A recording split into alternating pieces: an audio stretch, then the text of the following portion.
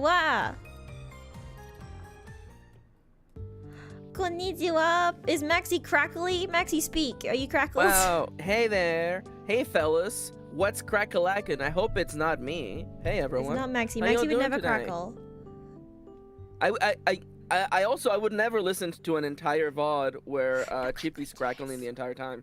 Nope. Was Chippy crackling the entire yeah. time? No, but the Switch was. The Switch was. The Switch, I actually did check in. I checked in. The Switch crackling fixed itself at some point. Also, by the way, speaking of the previous stream, oh, Chippy's here. Oh, well, if it isn't Mr. Chip, huh? Kitty and I missed one stream, and y'all put us on blast nonstop for the first half hour? Yeah. Oh, because we were making fun of you. Yeah. You know, when Chippy missed a stream, we didn't immediately jump into grilling Chippy. Now. Anyways, who the hell are you, Nomia Vixie? That's it. I'm mad. Hi, I'm Nomia Vixie. My pronouns are anything, but mostly they, them. Welcome to stream. I just realized I didn't calibrate my VTuber. Okay, there we go. Hello? You didn't want to hear it? Yeah, Chippy had great anesthesia and brownie stories. Okay, I wouldn't call it a brownie tragedy, okay? You lost one tragic. brownie, Chippy, okay? It's fine. That's the brownie a tragedy. war goes on. That's a tragedy for the brownie war goes on. You fry chips, not grill them? Got me. Just because one dead soldier is a drop in the ocean doesn't mean that the family of that dead soldier didn't experience a tragedy, Maxi. Just what I needed. Anthropomorphizing a goddamn brownie, huh? Yeah. Goddamn. That was Chippy's brownie. Chippy cared about that brownie, and it exploded, and you were making a joke out of it. That's really fucked up, Maxi. Yeah. Also, by the way, I want to make it clear, by the way, everything that has happened so far on Nomiya's Tomodachi Life Island regarding me and Kitty are both canon events. Everything's been canon. None of it has not been canon. Move them off the screen. I love you, Chippy. I love you too. Also, oh my god, I had a thought.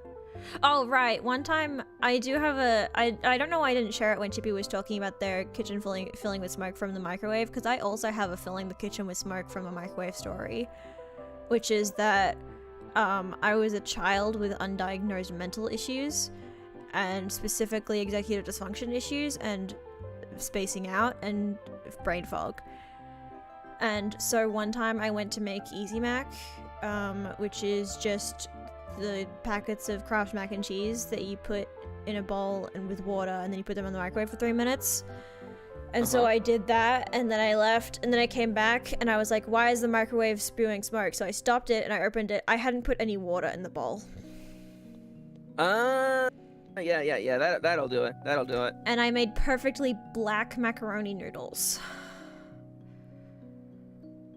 It was incredible, and it was full of smoke. They didn't light on fire, they just smoked. Yes, I'm holding Nomiya's hand during this, a moment of them opening up and being vulnerable, yes.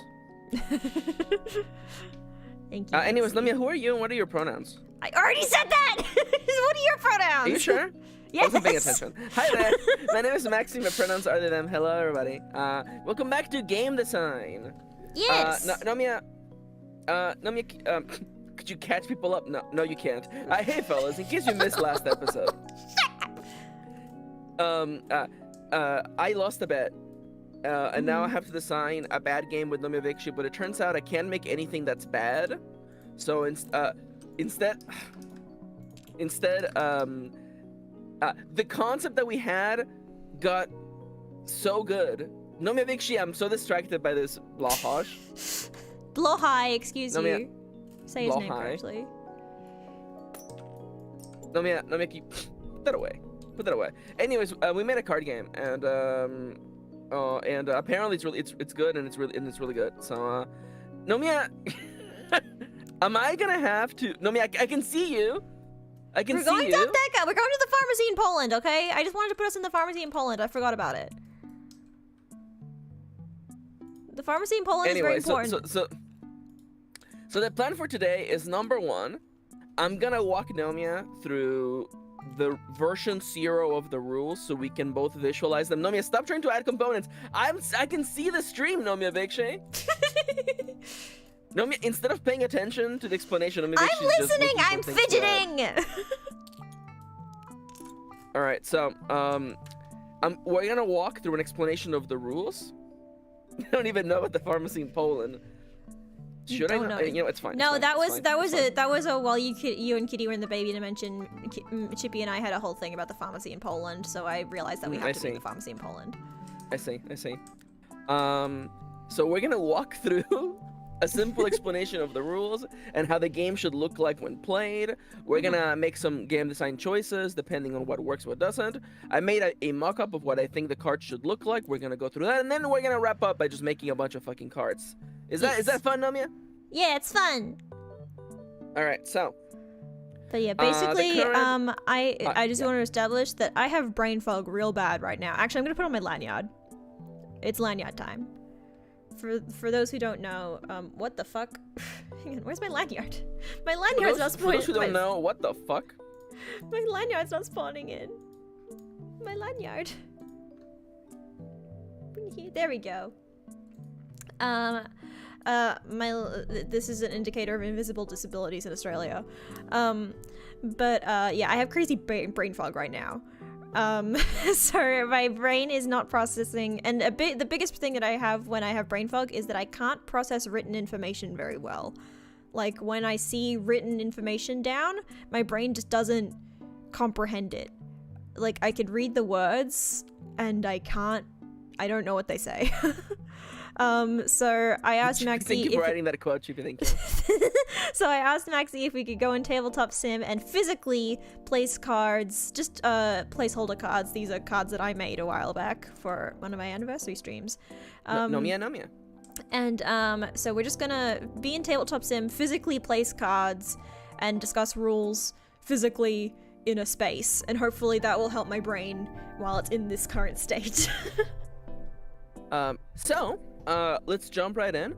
The current working title for this card game is Super Card Brothers.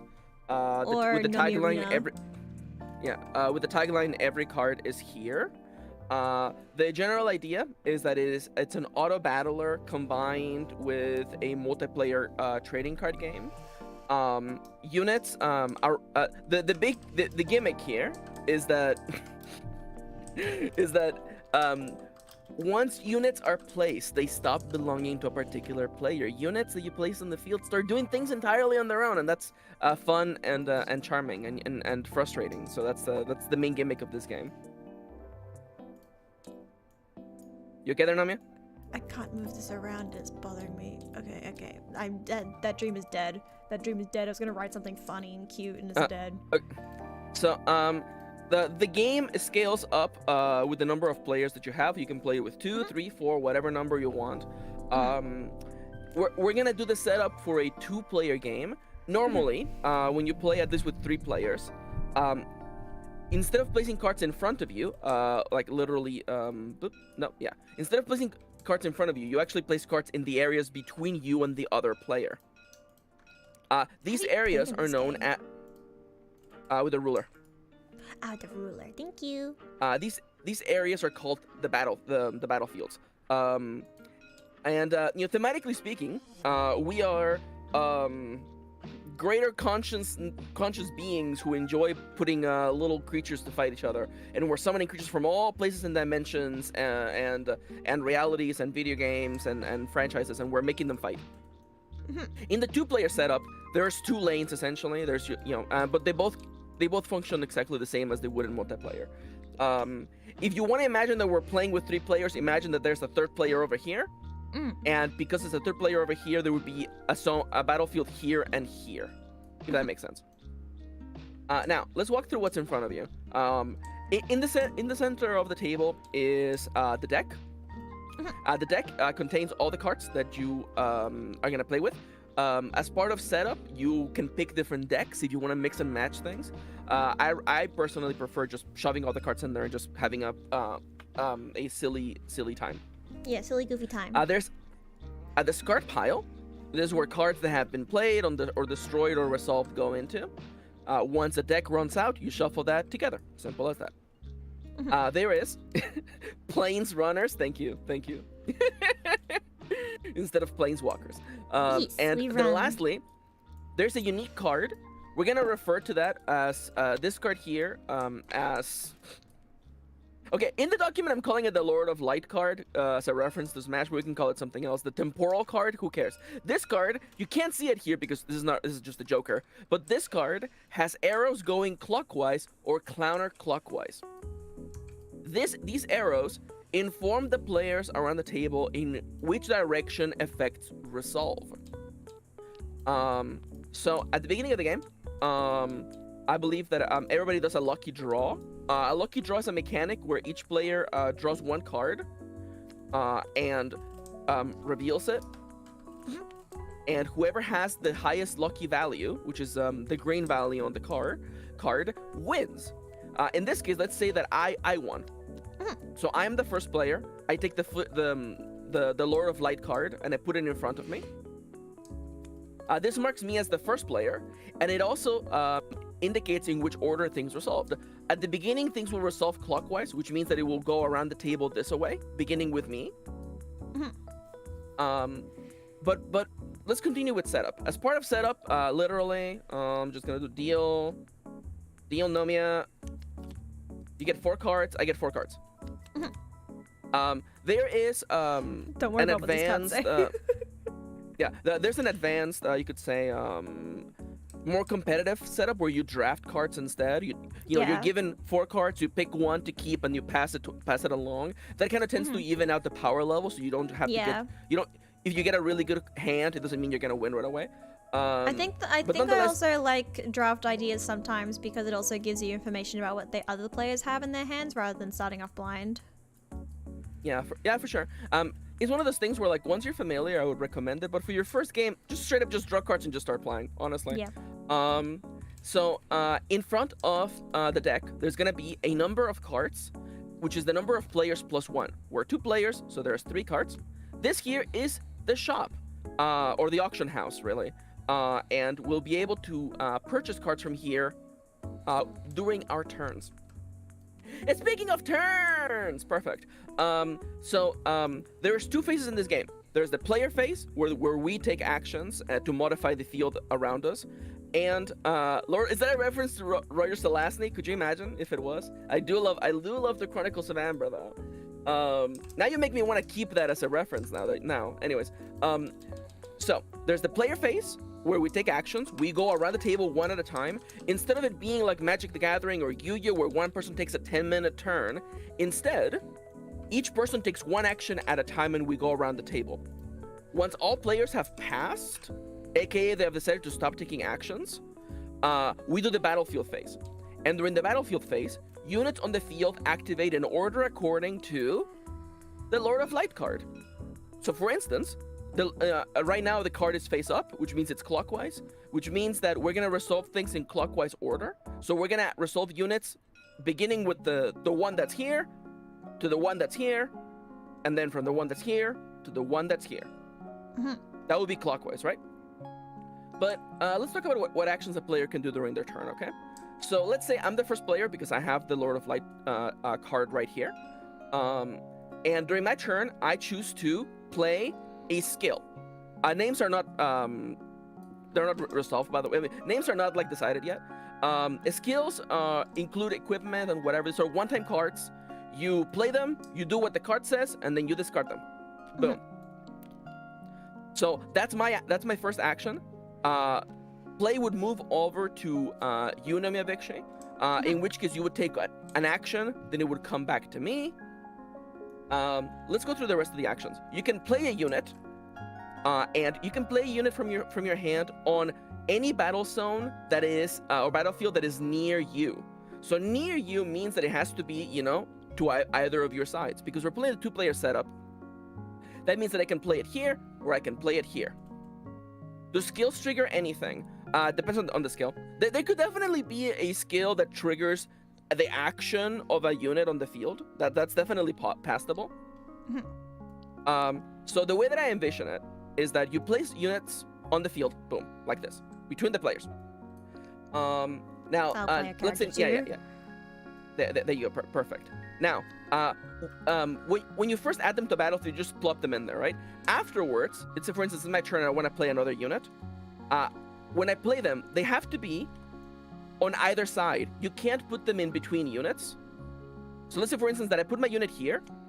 Now, if you wanted to put a unit on this battlefield, it has to go on either end. That's like you know, this is to remove players' ability to like fine-tune their machines. You have to kind of think ahead on how you position units.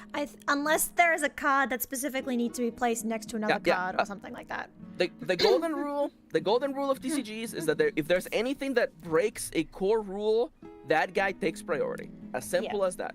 The more Basically, specific there are core a rules. ruling is, Yeah. Any single Generally, rule, I think, yeah. can be interacted with by a card. So action. So place units. Cast skills or spells or whatever the hell we're calling them. The next type of action is starting an auction. So when you start an auction, you name a card on that's in the auction house. Let's say, for instance, this star diamond. I want this star diamond, right? And then you make an opening bid. You reveal a card from your hand. All cards have a gold value on their lower right corner. And I'm like, you know what? I am starting the bid at 1 coin. And then it goes to the next player. Nomia's counter bidding with 5 coins. 5 coins. Now it comes back to me. Imagine I have more cards. I could choose to keep bidding or just fold. I folded. So Nomia actually gets to take the card into their hand. Everything that got paid gets discarded. And auctions are a little bit dangerous because, like, that's my turn. I spent my turn, and Nomia ended up taking the benefit of that. And I like that little seam because instead of just I buy a card, it makes other players involved in what's going on. And of course, thank you, Nomia. As soon as the auction is complete, you refresh the auction house. Thank you. Before we talk about winning the game, let's talk about the final action you might do, which let's say it's come back to me, right? You can choose to pass or rest. I don't know what we're calling it, but once you choose to rest, depending on whether you rested first, second, third, or last, you get a bonus. So the first person to rest draws the most cards. Let's say in this example, like I get to draw all the way up to 4 cards. And let's say that you know, and once you rest, you can't do anything else. So let's say, for instance, that I've already rested. We're gonna indicate this by saying that my little guy is outside of the box, whatever. So you still get to keep going, Nomia. You can choose to rest and draw whatever number of cards the game lets you draw, or you could keep playing cards and modifying the battlefield. And I'm going to play one over here. And I'm like, no, that misses my entire plan. And then I think I'm going, because I'm the only player, I'm going to, let's also introduce this. I'm going to equip my kink with a vine. That's right. I like that. Yeah. Vintage vine. It's a vintage vine kink. Yep. And then I'm going to rest. And you're going to rest. And let's say that for this example, because we haven't really figured this out, for 2 players, you draw 2 cards, just like you did right there. So there's an incentive on resting first.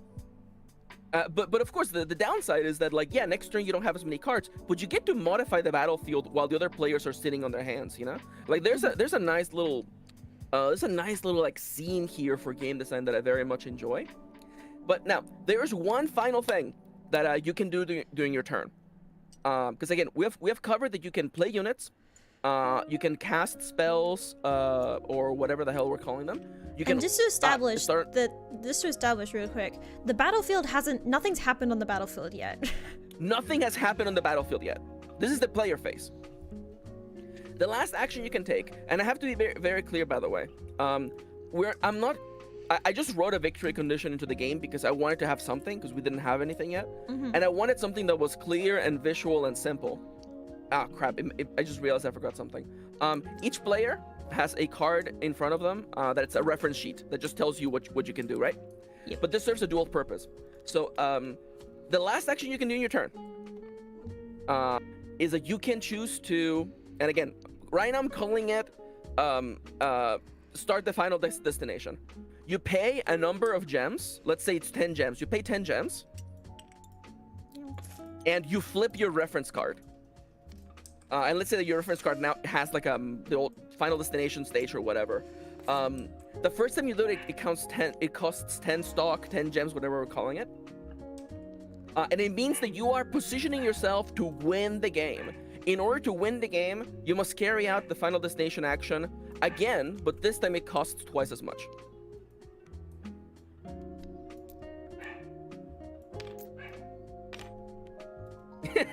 I Fox think only. This is the aspect that I don't know much about, and I'm a little confused by it right now. So I think we'll move on from it for now and talk about the battle phase, and we'll talk more. We'll talk about more about win cons later. Yeah. And again, there could be other win conditions. So I want to be very clear about this. Yeah. But the default win condition is that you have to have on your person, on your zone, by the way, 10 gems, and you have to use the action, start the Final Destination. That ends your turn for the rest of the round, by the way. So there's again a push and pull, and you have to do it again. But the second time it costs 20. So the price goes up. You need to spend more time, more resources. Once all players have passed, we enter the battle phase.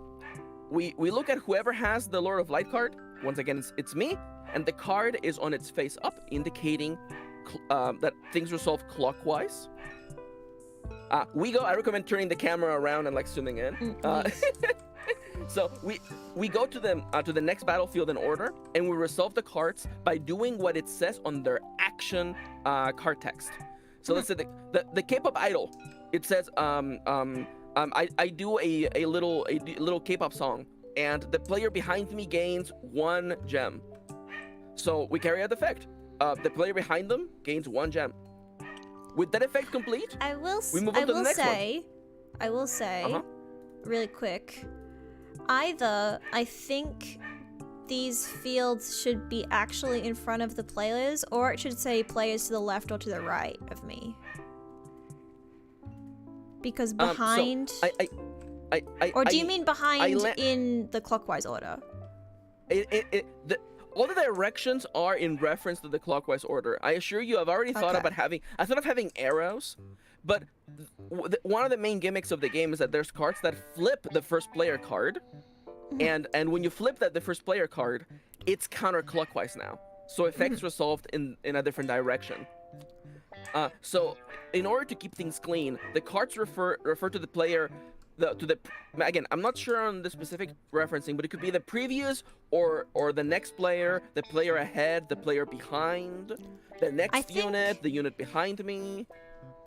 Yeah, I think going this way, I think probably player ahead or behind. Yeah, I think ahead or behind is probably good.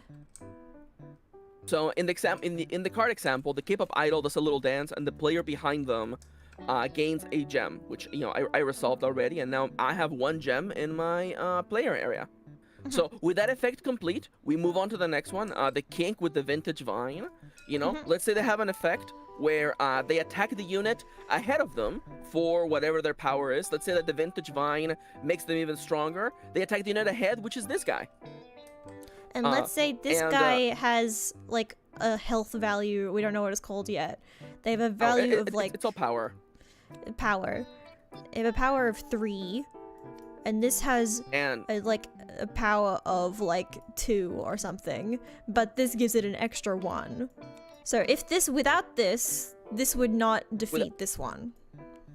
No, and I want to make it clear that for anybody who's like, is this like Yu-Gi-Oh terms where like if the kink with a power of 2 battles the card next to it with a power of 3, does that card destroy the kink? No. Your power has to be higher when doing a power check to destroy the unit in front of you. And so this one gives it an extra 1. Your top to the right or your bottom to the left. Thank you.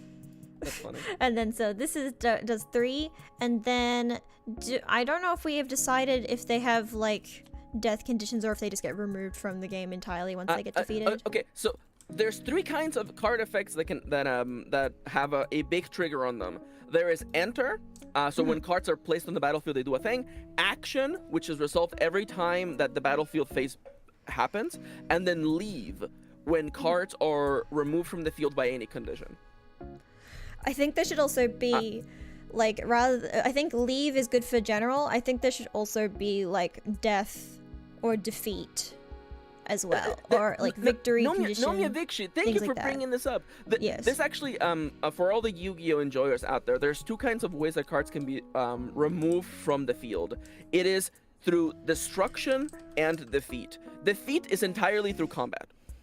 And defeat is a thing that cards do to each other. Destruction is done with card effects.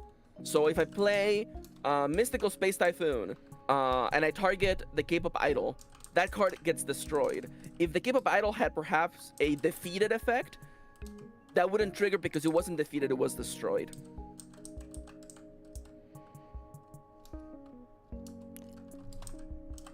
Let's go back to the previous example of Kink versus the card in front of it.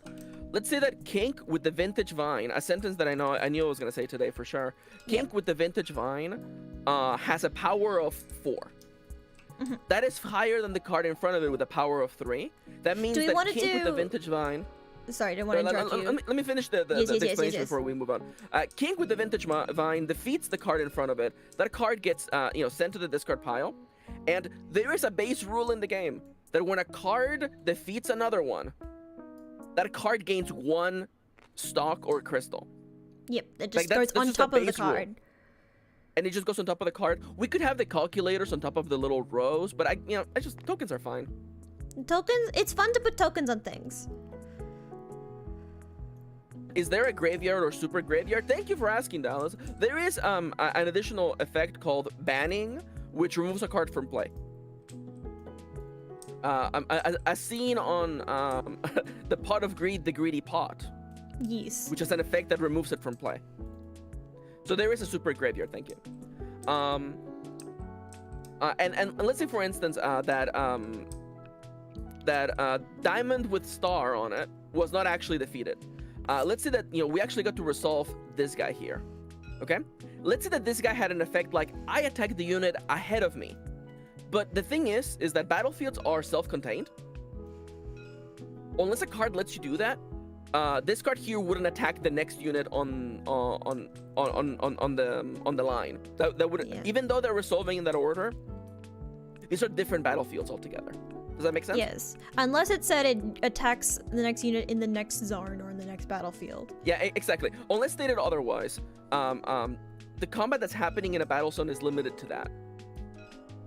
So even though it might also because I do want to have like a custom like playmat when we do make this is down the road, but when I do a custom playmat kind of thing, I do want to make it circular rather than straight across, so that yeah, 100%. I think we may want to just have like different setups for different player accounts. I feel like that might just be easiest. But we'll get there. Listen, I'm envisioning like having like I think playmats would be cute. And we can we can definitely make like 2-player playmats, or like even like modular playmats that kind of slot together like pizza slices. I like that. So once again, just to review once again, if Diamond Star, so players can play Kingmaker with gems growing, in a way, because remember that you don't really have control over the cards, but the biggest kingpin of them all is that the direction in which cards resolve can be changed by card effects. So there's a lot of watching the Rube Goldberg machine work against you in this game, which I very much find enjoyable. Because I wanted to have a victory condition that was easy to achieve if the stars align for you, because otherwise, if you want to have gems so you can win the game, but the machine is not working for you, then that relatively simple victory condition is like, I don't want to say impossible, but hard, and that hardness is what makes the game fun.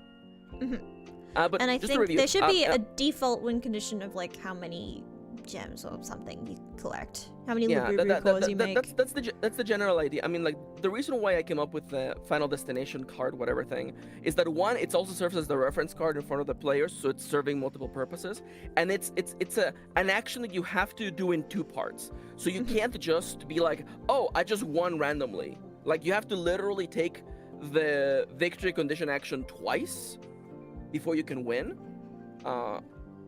And so, like, I feel like putting that little bit of extra step prevents players from just winning out of not, randomly. But anyways, just one final time. Yes. Diamond and Star over here, let's say, had the effect of I destroy the unit in front of me. There is no unit in front of it. That effect would just go unresolved. The general rule with card effects is that you do as much as you can, but if you can't do a thing, you stop resolving the effect. So for instance, if Diamond Star had the effect, I destroy the unit ahead of me, and then the player wins the game, which is a terrible effect, but you wouldn't get to do the second part unless you did the first part. That's the key difference here that I want to underline, okay? Yeah, Dallas is it's a check, if you will. Yeah, absolutely. Yeah, I like that. That's a good way of thinking about it. So let's say that we have completed this battlefield. We continue in clockwise order over to the next battlefield, and that would have us resolve Envy Anime Character and then Rainbow Star, and then we would get back over here. Now, the one mechanic that I didn't clarify, and that's my mistake, is that the first player to end their turn, I have to clarify this by the way, the first player who ends their turn gets to draw the most cards, and they also get the Lord of Light card, by the way. So turn to turn, you might actually end up changing the way, like the order, because like, let's say for instance that clockwise is beneficial for you, but if this clockwise resolves before this clockwise, your entire strategy gets, thrown for a loop, think about that.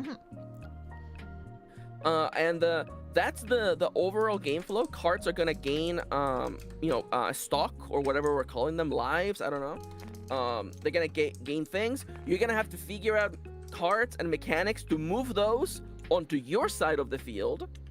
And eventually, you will engage the final destination victory condition, and if you can do that one more time, you win the game. All right, let's discuss. Are we good? Are we good? We're explaining more things, or should we discuss now? Do you have questions? I think my main thing is about, I'm not sure about the victory conditions yet. I'm a little confused by it. And also, I think I also just wrote down a list. I could have written this in the Google Docs, but I just wrote it on here so stream could see what I was thinking of. But just basically, action, like kinds of actions that cards can take and what triggers them, is what I was writing down. Just like different things. Priority, by the way, is my idea for like when the battle starts, instead of starting from the first one clockwise, that action happens first. So like priority in Pokemon, how moves happen with regardless of speed. Like if there's a card that like wants to act before anything else on the field acts. That's what priority is. And it would still action, like if there's multiple priority skills on the thing, then it would act clockwise as well. And then once that happens, once priority actions are resolved, then it goes to the start. Yeah, I am good with this mechanic. I like it. The main reason why I like having the battlefield phase and going in order is that it makes it very clear when effects resolve. It prevents the Magic the Gathering Yu-Gi-Oh thing where it's just kind of like you have like 15 cards activating effects at the same time. Yeah, there was definitely a universe when this game was worse, where I thought it'd be funny, because like, again, originally anti-game concept was to make it confusing to play and bad to play, and now it's just kind of cool and fun. But originally my bad idea was that the timeline would be confusing, and then you'd have to spend time working out how the timeline resolves. Yeah, we never talked about this, but like, yeah, we had like really interesting ideas. I mean, like, not so much bad, because like, I feel like we're having fun making this, so there's no way we're gonna make something that just stinks to play because we're having too much fun. But like, the idea that I came at the table with was that like, in front of the player there were 3 zones: past, present, and future, and you resolve things like you resolve your cards in your present move to the past zone, and cards played into the future were played face down and flipped up when moved to the present, so that and that's where the timeline idea was too, where you have to figure out the timeline of events. You would have cards that, like this card has no effect in the present zone, but when it moves to the past, like it, I don't know, like Chekhov's gun or something, like when this card enters the past, it does a thing. So there was like this like tug and pull of like predicting or like planning what your opponents were gonna do. But although interesting, it really like it didn't lead itself. It didn't make me want to make a bunch of stupid cards for it. No, it sounds like a good like campaign for North Africa type game where no one ever finishes a game of it because it's so confusing, I wouldn't go as far as that. Maybe a munchkin. My idea was that. My idea was campaign for North Africa.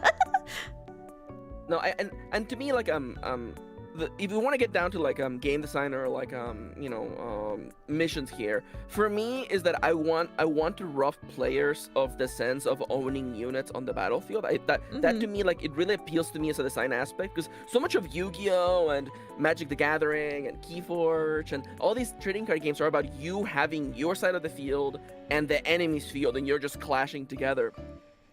And I love the idea, and again, as Nomia was pointed out, that like we're like greater beings, cosmic beings, just throwing guys into the battlefield and seeing what happens. Yes, and we clap and laugh and go ho ho. Go. Pretty much, honestly, Yeah. I mean, like we could easily.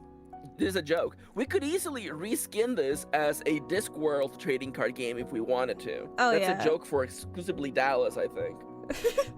I remember Discworld because my parents like Discworld. I don't remember much about it because I was a small child. Discworld fucking rules, okay?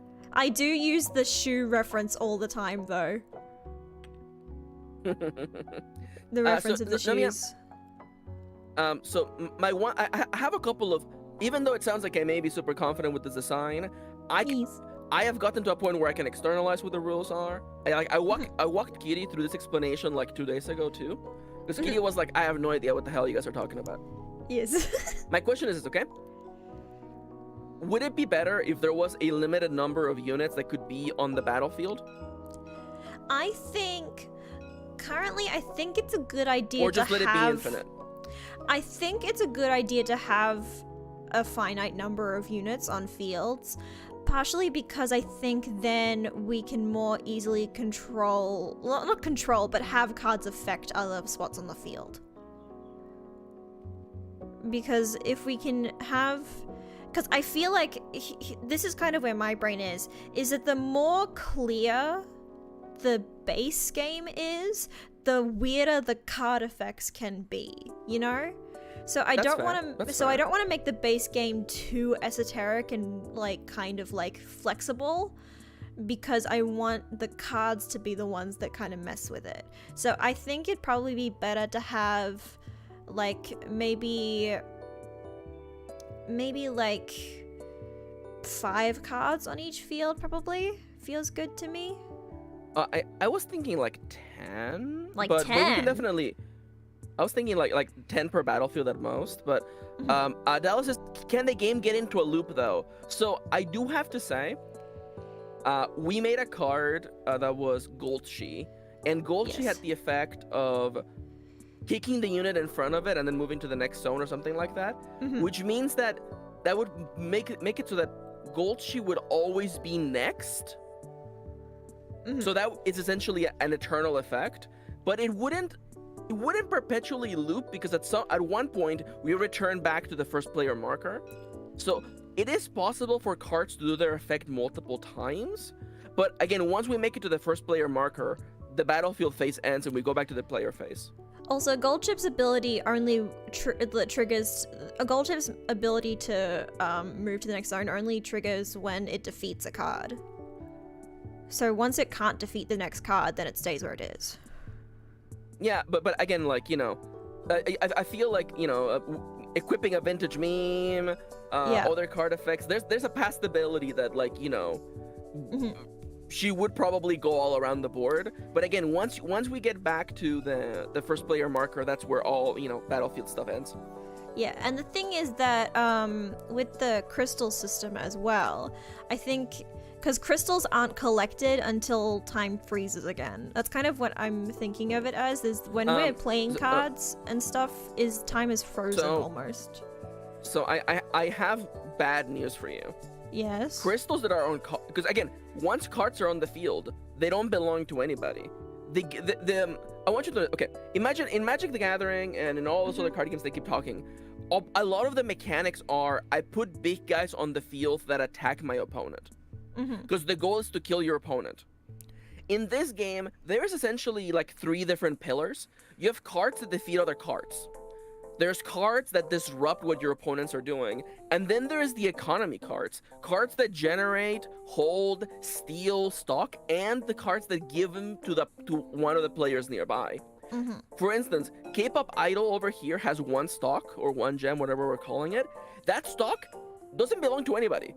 You need to have a card effect, a skill, a unit that can somehow move it back to one of the other players. So that means that like, let's say you played a really powerful link, and that link has amassed a bunch of stock, and I happen to play a card that moves him in a way, or has a card steal stock from him. So now that all that hard work you did, I just stole that.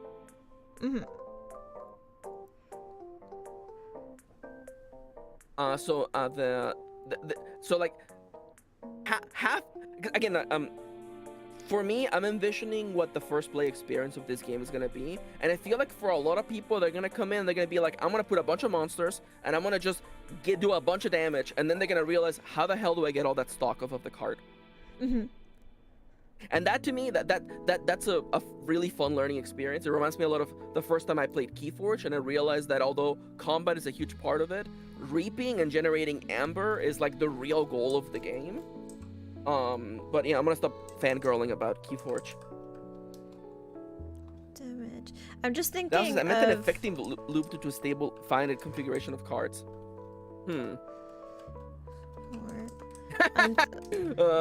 Tiberium. That's fun. I already have a I have a few archetypes already written up in the document. I will say, by the way, we'll get there later. There's thieves, by the way. There's thieves that effectively just take from others. Yeah. There was thief. Is there anything else that I wrote down? Oh, controller was another one. Yeah. This controller. Yeah.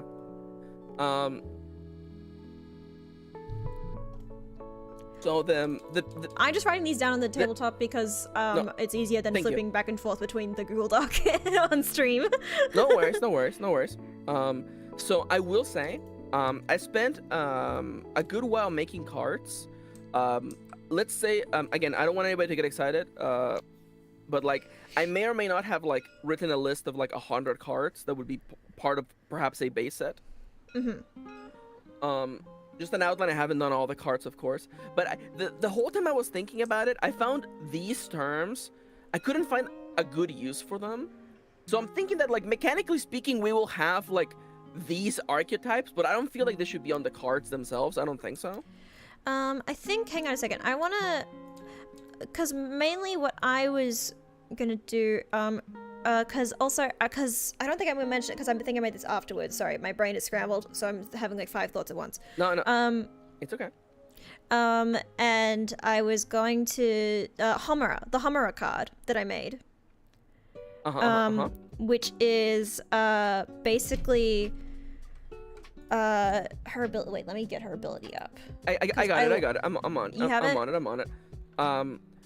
So she has the enter effect, timeline reset. If the first player token is not in front of me, I place it in front of me. Of course, this will be rephrased as putting it in front of whatever player it is, I assume.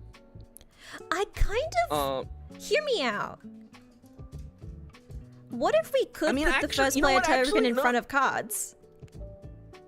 Right? I mean, like... now that you say it, that works, honestly.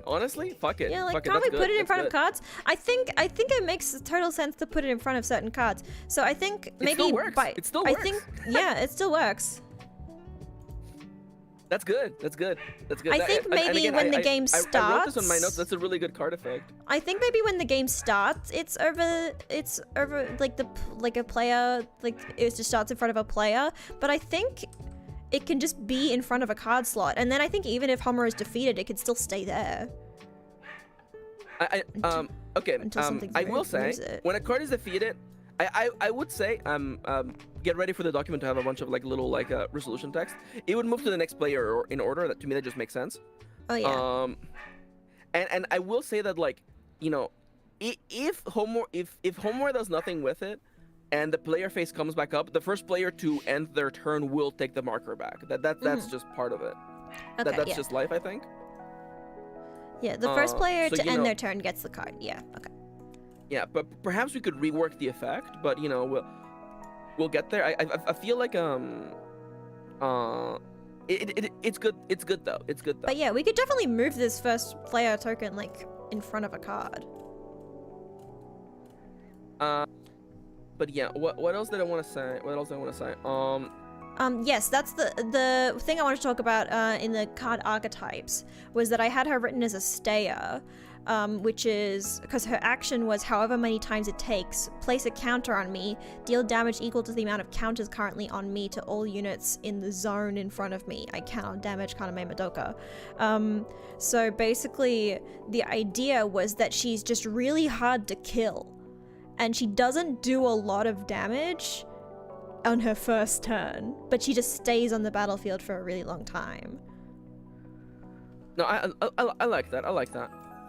So basically, I would want to give her like I was thinking of giving her 14 health because that's how many how many years she's been doing the loop for. In case you were wondering. Thank you for bringing us here. So the one thing we haven't talked about this at all because this is like more Yes. advanced game design stuff. Yes. There is effectively 3 values on the player card on each unit, especially only units.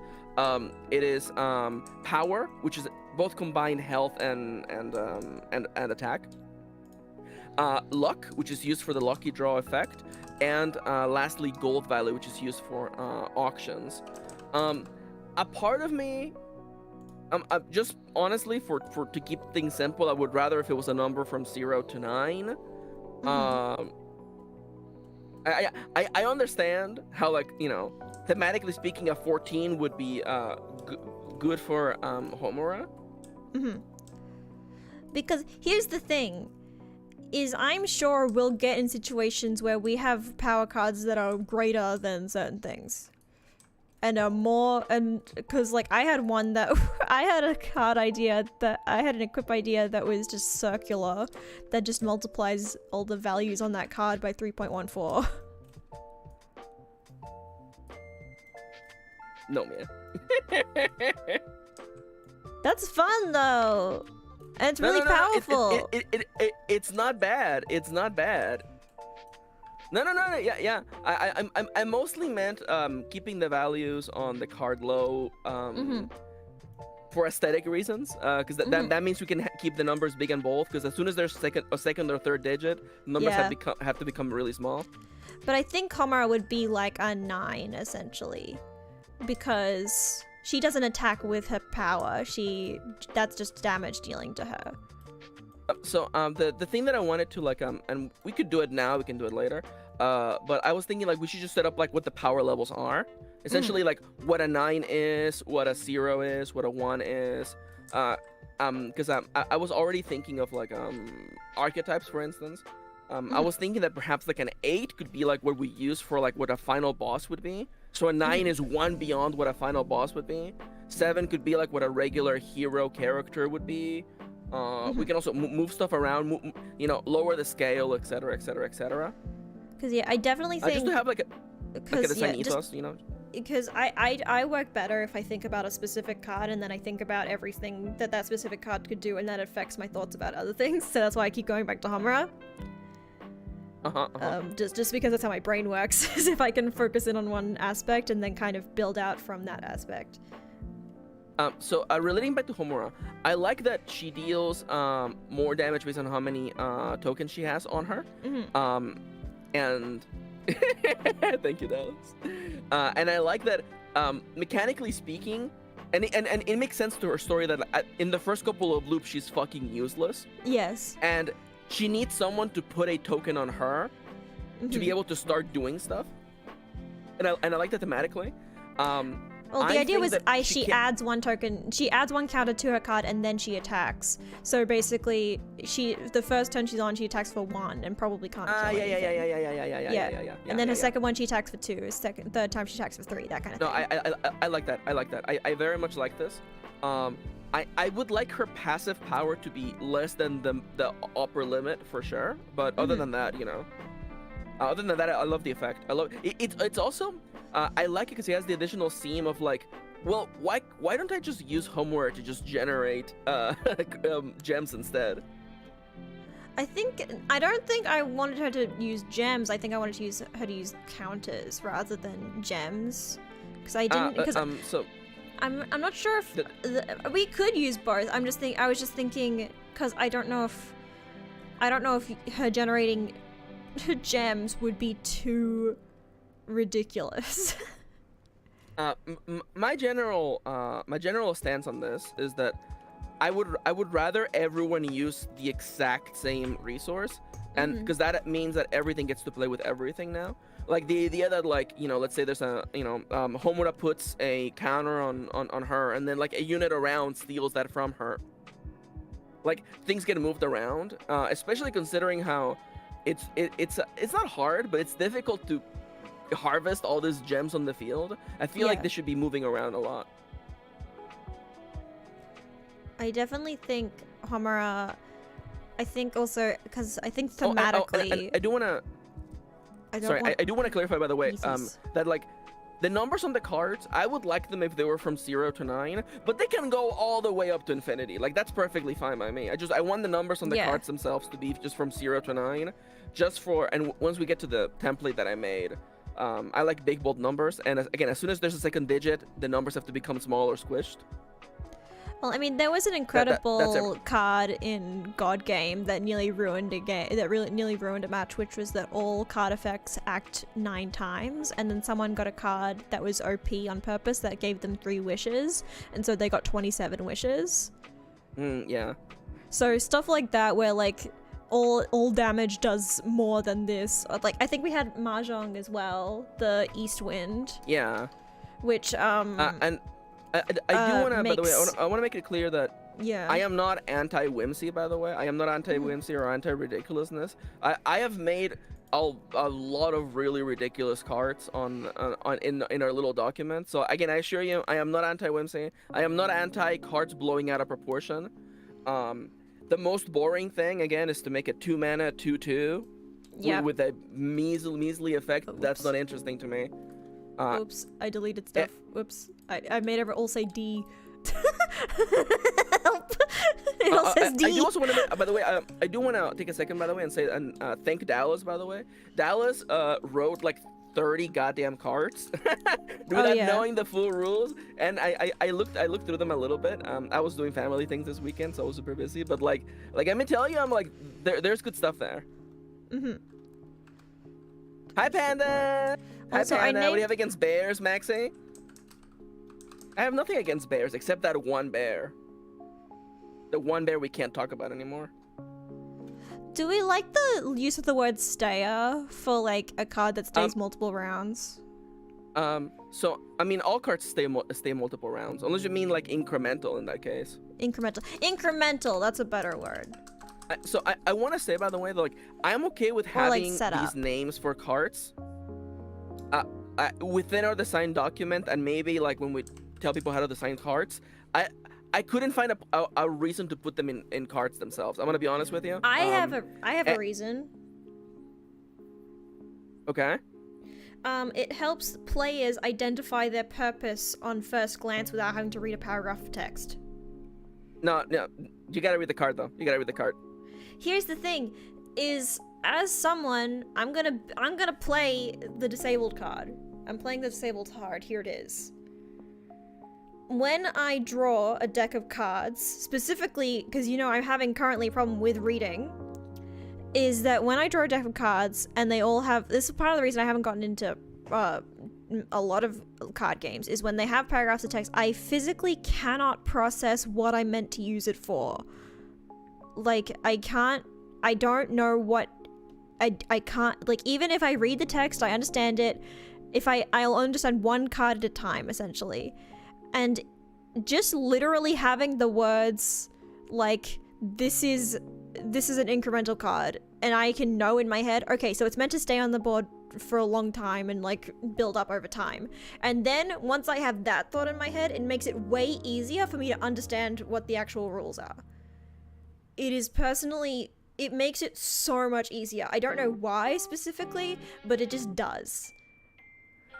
My only issue is that, like, would you know what an incremental card means without, you know, by just looking at the card from the first time? I feel like you still need to know what it means in the game, within the context of the game. Like, I understand. I would read the rule book. Understand. I think also having those words as like a reference sheet, almost like, just like damage cards. Damage cards are built to do damage to other cards. Support cards are built to give buffs to other cards. Incremental cards are meant to set up and do damage over time. Set up over multiple rounds. Tank cards are meant to be hard to take down.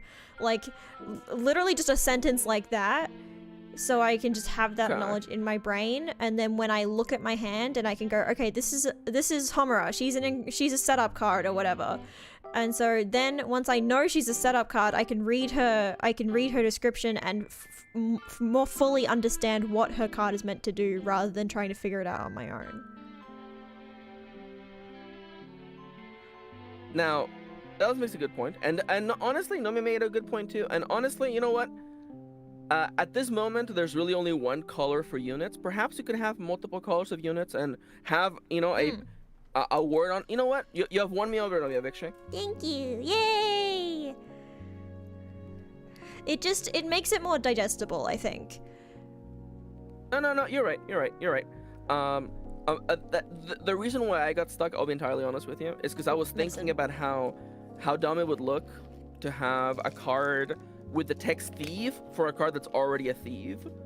Yeah. So, like, it's like Zidane from Final Fantasy IX.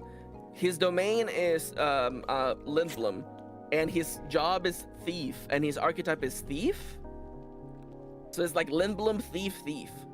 And I'm like, okay, well, yeah. If we put it in a different place and it's a different color, I think that would work. I was thinking, basically, when we designed the cards, you did a mock-up earlier, but I'll show you what I was thinking for, like, this information. So basically, because we were talking about the types and the subtypes also. So basically, I was thinking, okay, let's do it in red. So it's basically subtypes. Hang on, where did you put the? Wait, it doesn't matter.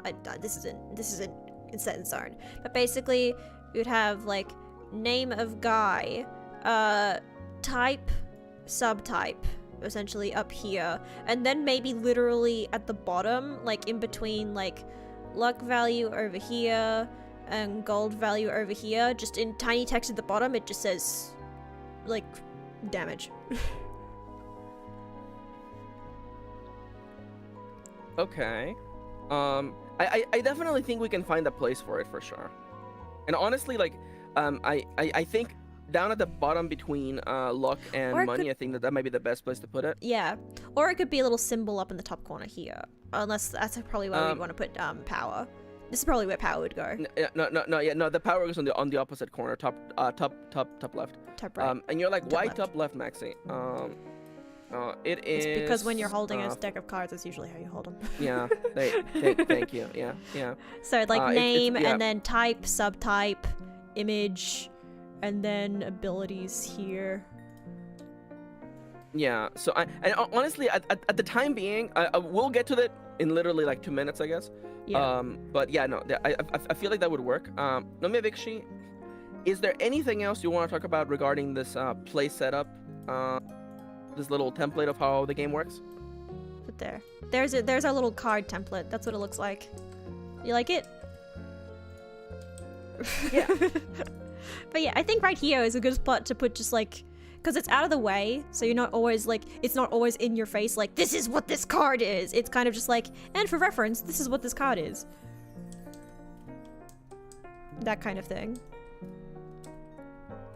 Yeah. I will say, like, I think it should just be text. A symbol requires the person to also know what the symbol means. It has to be text. Symbol requires and at the more bottom is information. good. Again, we'll get to it in literally 2 minutes when we talk about the mock-up that I made. Yes. But hang on, did I mark down that I actually took my meds? I took my meds. This is why I have to mark it down, because I forget literally within seconds.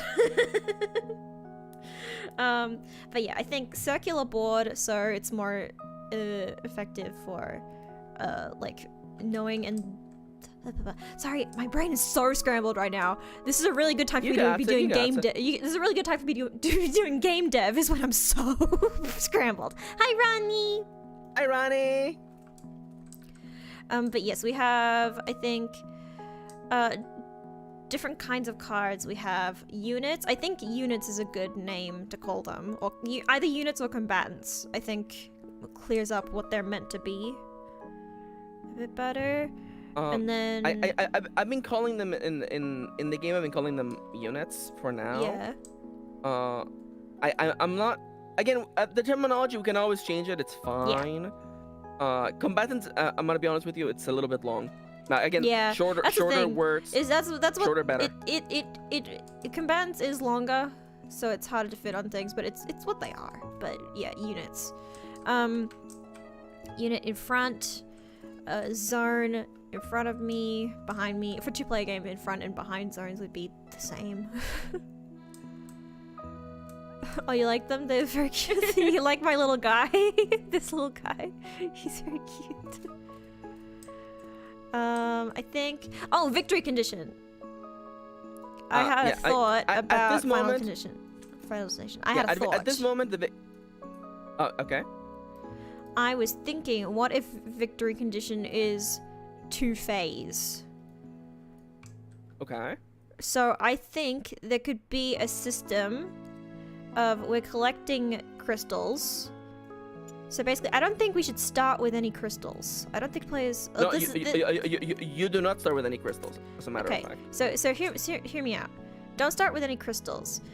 You gain crystals, then when you get a certain amount of them, you can buy... Maybe we could even have, like, some drawn out at the start, or maybe they could be hidden. But you could buy a victory condition here with crystals. Like, you could buy victory conditions with crystals. And maybe harder ones cost more crystals, things like that. But then once you buy them, then you don't need it. You don't have any purposes for the crystals afterwards. Yeah, no, I definitely, like, again, the base victory condition should be around crystals. Of course, you know, different playsets, different decks will come with unique victory conditions. You know, like, you know, if you have Zelda and Link in the same zone and they defeat Ganon, you win. The person in one direction wins the game, maybe, perhaps. I feel like that's definitely like on a playset basis for sure. But I feel like because to me the comedy is that you have all these units fighting, and no matter what you're doing, those units are going to be generating crystals, stocks, gems, whatever the heck we're calling them. And you have to figure out as a player a way to get those on you. You have to figure out units and what units to place, what cards to play when, on what zone even. And like, to me, the real comedy is going to be in a game with like 4 players where like there's a whole battlefield or multiple battlefields where I can't put units there, but I could play cards there. I could play effects there, you know? So again, for me, the real comedy of this game is trying to figure out how to make the Rube Goldberg machine of getting those crystals over, the Factorio machine of how to get those crystals over to your side. And I think, because honestly, there is a thing to be said of not even having maybe unique victory conditions as a bonus thing, but literally just having a main victory condition just being like getting like, just like having a certain amount of crystals. and then when you have that certain amount, you win. But that feels a little anticlimactic sometimes. Does it? Or would it be? Or would it be exciting enough? It does. It does. Yeah. It is on anticlimactic. All I want to prevent. I want to prevent a player looks at their hand and goes, "I just won." Yeah. And nobody had any clue. Nobody had any inkling of it. There was no moment where people thought we have to stop them from winning. Because to me, the real tastiness of multiplayer, especially when it's not a zero-sum game, like 3 players plus, is that you're gonna have moments where it's like, guys, Nomia's about to finish their big ol' engine of generating crystals. We have to stop them. Mm-hmm.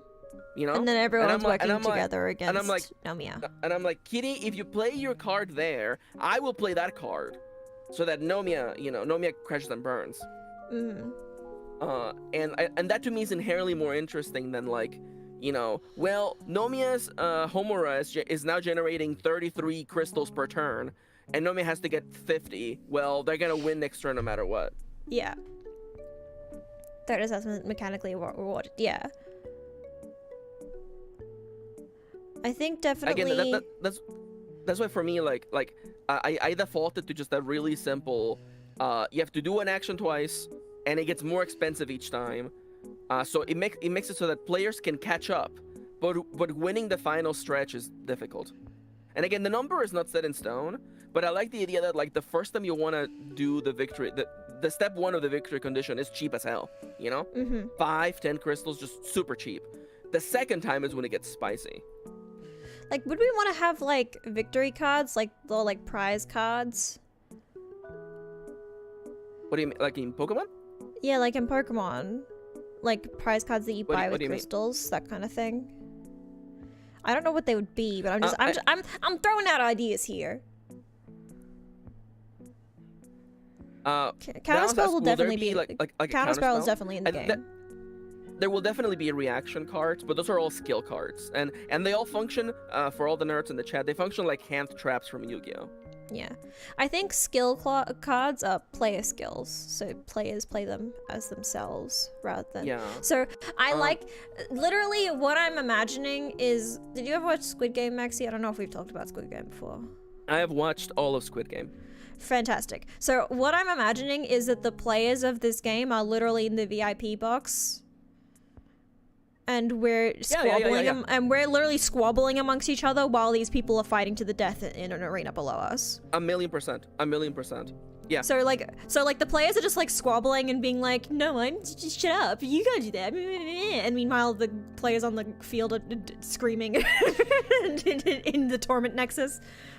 Oh my God, Torment Nexus. I do want to say, by the way, that if you're concerned that the crystals, gems, whatever, won't have a meaningful use other than to reach the victory condition, I bet that there's gonna be plenty of cards that can have an action where like the player behind me can spend X number of gems to do a thing. Yeah. And it would be extra funny if those were mandatory. I mean, I already made up a card that was called Luigi Mario, which his passive was when another unit is defeated, I suck up any crystals they drop upon death and place them on top of me. Yeah. So literally just stops every single card from generating crystals anywhere else but on Luigi. And I will say that the way that I envision it at the moment is that if a unit is defeated or destroyed, those crystals are also lost as well. I don't want to make like I would hate for someone to just passively, "Hi Kitty, welcome home." That's Wario. No, like, it's Luigi with his vacuum pack. Yeah, it's Luigi with the with the Ultra Suck 3000. Mm-hmm. Oh, we could make the vacuum pack an item. Or both. I don't see a reason why we couldn't have both. Luigi with the vacuum pack. We could make an entire Luigi pack. There's enough Luigi like jokes and there's enough Luigi to, like, lore. Luigi Mansion, field condition. I'll have you know, by the way, that like if it isn't clear, I've been having a lot of fun designing stuff. I was making cards the morning before we went to do a bunch of stuff, and I was just sitting at the kitchen table with at my family's place, just writing cards, and I realized that a bunch of cards would have their domain be New York, and because Captain Falco is technically speaking from a future version of New York, he would have the additional card text that his domain, Mute City, also counts as New York. Mute City counts as New York, yeah. So like I like the idea that I didn't tell you yet, but I was joking with Kitty that what if I make a new channel and I just upload videos where I pretend this is a real card game and I'm talking about the competitive meta of like, it's like Captain Falco works really well with other New York support, and I show like Spider-Man. Yes. And I'm like, Spider-Man cards work very well with Captain Falco. I'm just thinking of, the thing is that I really do want, kind of for the bit of it, because I know we're kind of making an actual game at this point and we're kind of moving away from the anti-game thing because we're actually making a game that kind of works and makes sense. I do think there should still be a huge reference book because one of my favorite things in that video I sent you of God Game was when Dollop was reading the Tony I am famous enough to become a Simpson card, and it just said this card becomes purples, and Dollop was like, what does that mean? And I just like, don't worry about it. Don't worry about it. I will say, and I just need sometimes for there to be on cards, this card becomes purples. Don't worry about it. Don't worry about it. So I'll tell you right now. What is God Game? God Game is a tabletop simulator workshop game that some people made with a bunch of very, very silly card effects. And it's part of what motivated Nomia to want to don't just import it, Nomia. Save this, by the way. I'm gonna save it. Of course I am. But the thing that I was saying a second ago. Oh no, I lost it. Nomia, what was I talking about 2 seconds ago? Huh?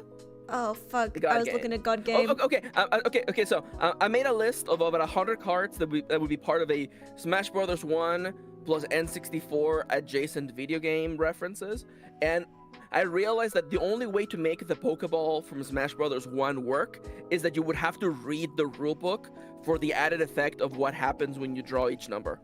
Mm-hmm. It's the only way. So I assure you, there will be cards that have expanded mechanics that could not possibly fit within like 5 lines of text. Will definitely go on the rulebook. 1,000,000%. Not even a question. Okay.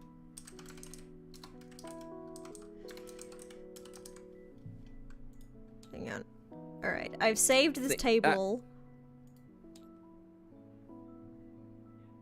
Would we like to try this? I mean, we're not going to. This is what God Game looks like for reference. For reference, essentially, this is what God Game looks like. Did it get updated? This looks better than the last version that I saw. Oh. Alert barrier. So this stuff, is this different? They added pendulums to this? There's pendulum summoning in here. This is what these are the pendulums from Yu-Gi-Oh! Why are pendulums here? We got pendulums in this game. Yeah, see, Dallas gets it. Hang on, anyways, Nomia, do you want to go? Do you want to show people? You want to move on and onto the? Right? Yeah. It's Yanto's Mets. Yeah. Okay. Hi, Yanto. Can y'all hear Yanto? By the way, he's going crazy. He's losing his mind. Oh god, it's thinking. What are you doing, Nomia? No. Are you loading another version? There's so much. Oh god, Yanto, help! Can I want my meds, please? Yeah. Meow. Yanto.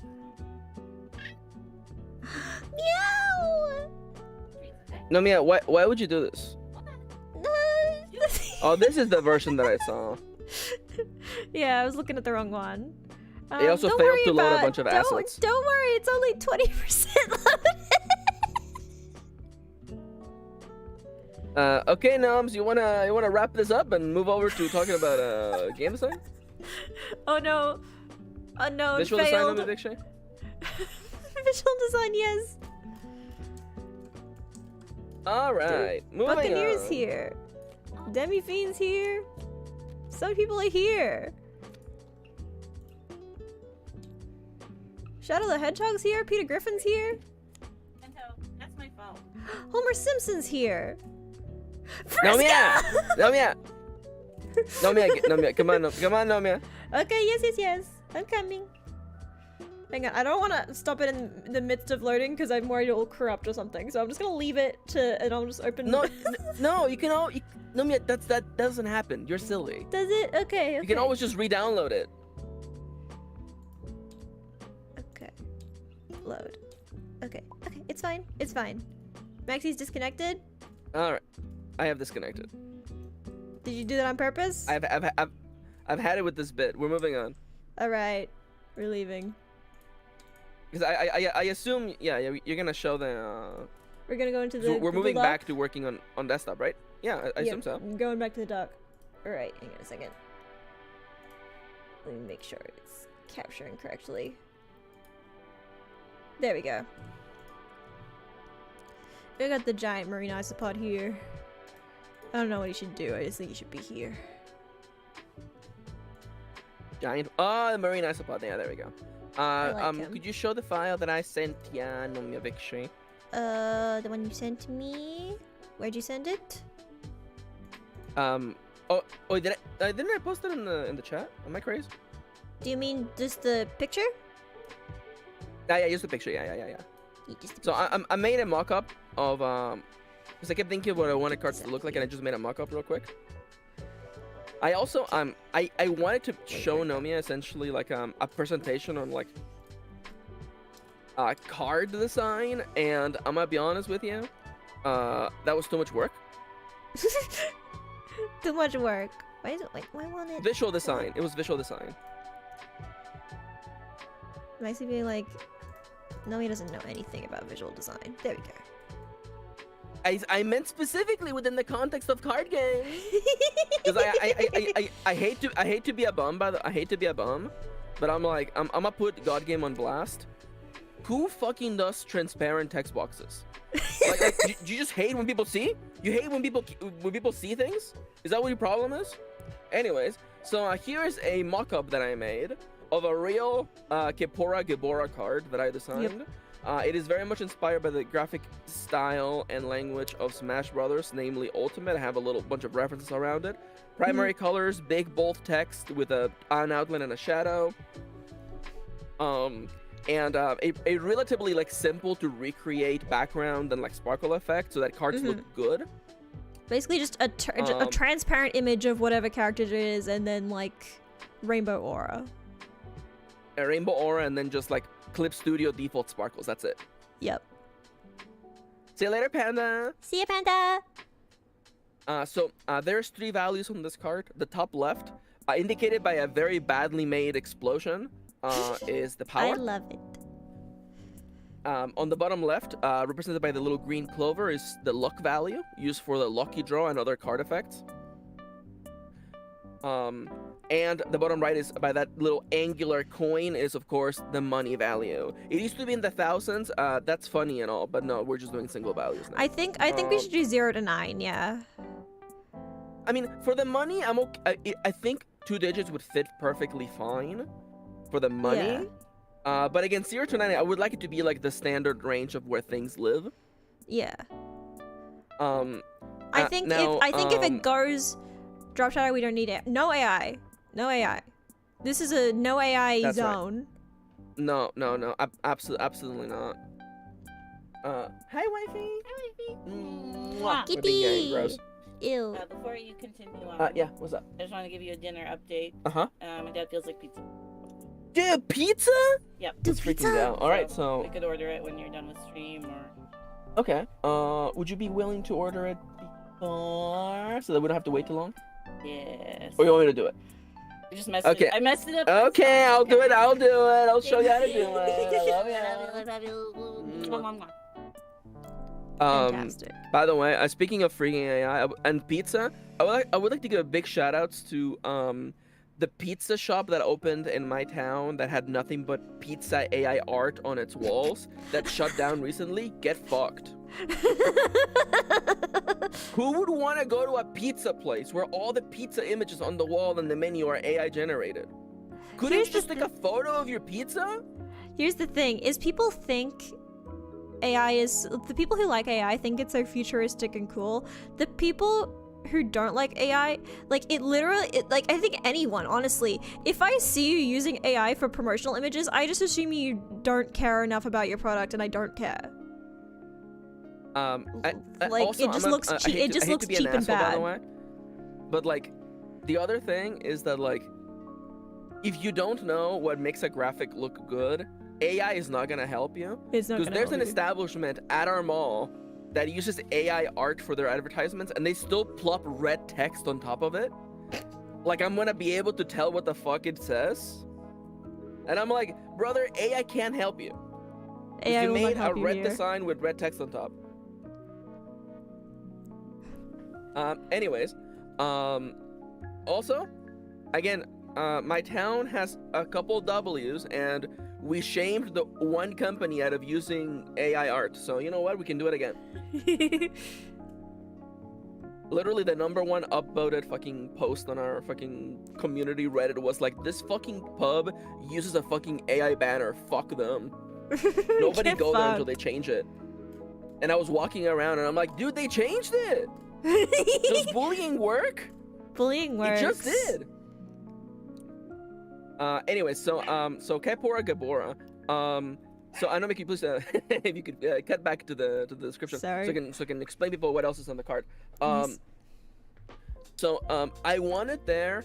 My only issue is that this setup requires you to have. I guess it requires you to have a PNG, or have a wide image that you can just have underneath the title and the text boxes. Mm-hmm. I wanted it to be, because I was looking at a bunch of cards, and a lot of them, because they want to be printed, they need a bunch of like borders and stuff, so that in case it gets cut wrong, doesn't look terrible. We're playing digitally, we don't have to care about that. We don't care about that. So I'm like, big white space right up there, not too big, not too small. And as I mentioned before, the text box underneath the character is like the type / tribe tags. For instance, Kepora Gabora is a Hyrule Sage. The icon at the end of that represents what place it is from. It just makes it look like it's a real ass freaking trading card game. Yep. I think that could be like what the deck, what deck it's from, as well. Yeah, what deck is from? Yeah, I like that. Then underneath that is of course the actual card text, and at the bottom, a bunch of the cards in God Game have quotes, and I'm gonna be honest with you, I find 90% of them cringe. And I'm like, well, there's a big black zone here. I guess we could just put quotes there, and then Nomia Viksha, you fix that for me. At the bottom here, we put what kind of card it is. Mm-hmm.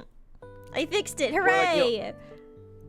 Like, I guess for Kepora Gabora, this would be disruption, or controller. I guess it's really more disruption. Yeah, one of the tags that we have, I don't think the description should be like hard and fast rules. I think they should just be like a key like note to the player that this is how this card was designed to be played generally. And you don't have to listen to it, but it's like, this is what this card was designed for if you need help understanding what the skill does.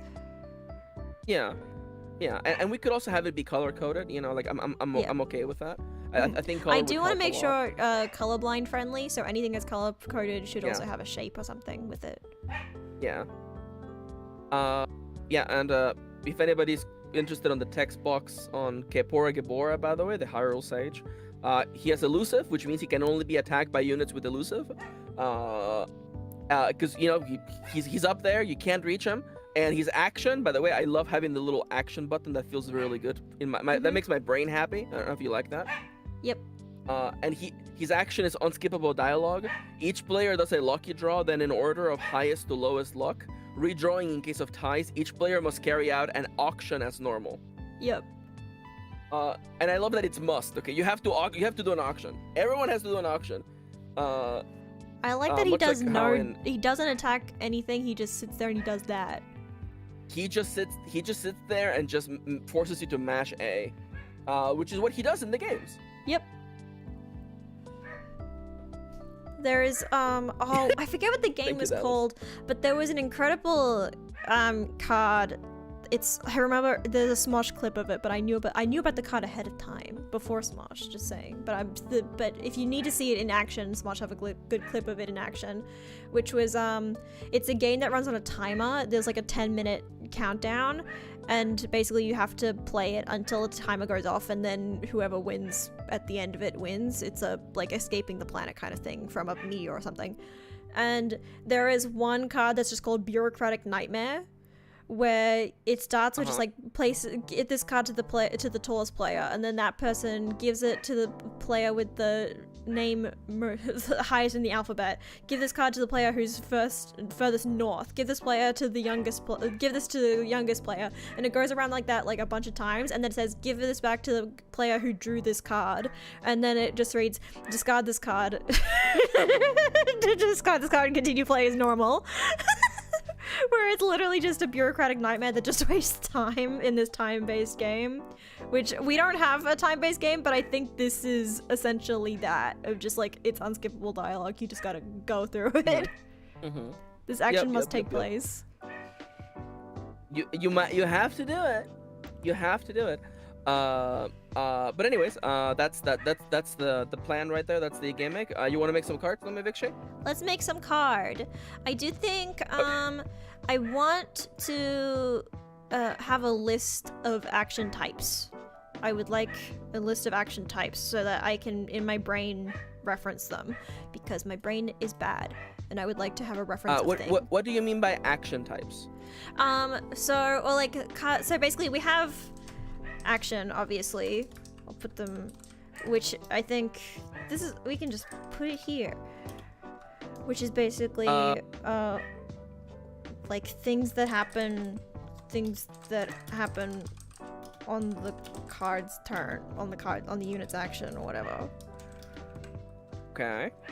Time to act. Reaction, which is like things that trigger that happen based on a trigger. Okay. And then like enter, things that happen when the unit is placed on the field. I can definitely like make you I can make you a list of all this, dude. Don't worry about writing all of Yes. them. I can make you a list of these for sure. I actually already kind of made something like this in the last tab that is just like all the buttons that you can press essentially. Yeah. I can of course make it readable for Keywords. people who are not me. But basically, It things isn't that so much keywords, like, but yeah. where we would put where this red action is, where we would just put it here, so Yeah, it's for like sure. for easy reference that we know when certain things happen, we know that we can immediately reference this specific part of the card. Yeah, for sure. Now, I feel like one easy way to kind of like take care of a big mountain of work is to break into smaller pieces. Nomia, instead of going to like one card at a time, let's tell me, is there like one franchise, one like game, one media source that you would like to make a bundle of cards about? Well, Maxie, You know, I like was Grammatical discussing Murder, earlier before the stream. Medokers, I was Fire discussing Emblem. before the stream started Well, not that Fire I'm Emblem, 'cause currently that in a game bit. stinks, I'm but- currently in a bit of a special interest zone currently at the moment, a little bit, where I'm currently doing nothing but thinking about Fire Emblem Three Houses. Well, what if we made a Fire Emblem Three Houses? Little Hooray! playset, huh? Edelgard and Dimitri and Claude. I was gonna.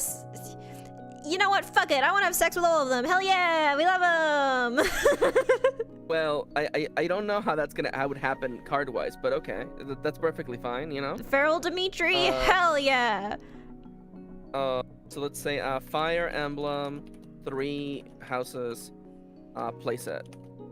So we have some units. Some unit ideas, of course. We have clearly. Could you please write them for me? Because I don't know what the hell how the hell you spell their names. Edelgard. I know all of them from memory. We'll start with the house leaders. Edelgard. Well, yeah, clearly. Dimitri. Claude.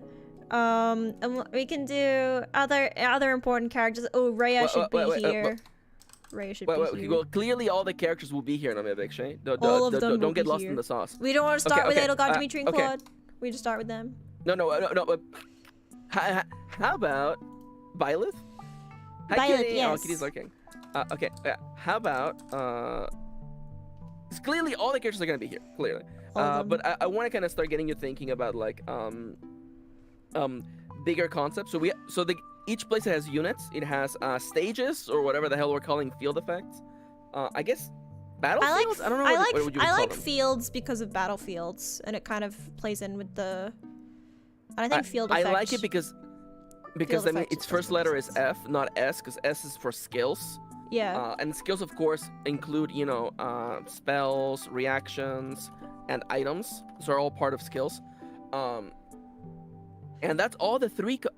That's all the three cards actually. That's all it is. So. May I suggest? Nomia. May I suggest a different Yes. word for reactions? Because skills, I think, are player skills. Because while we're squabbling in the VIP booth, right? But reactions are card actions. So could we make that one responses for skills?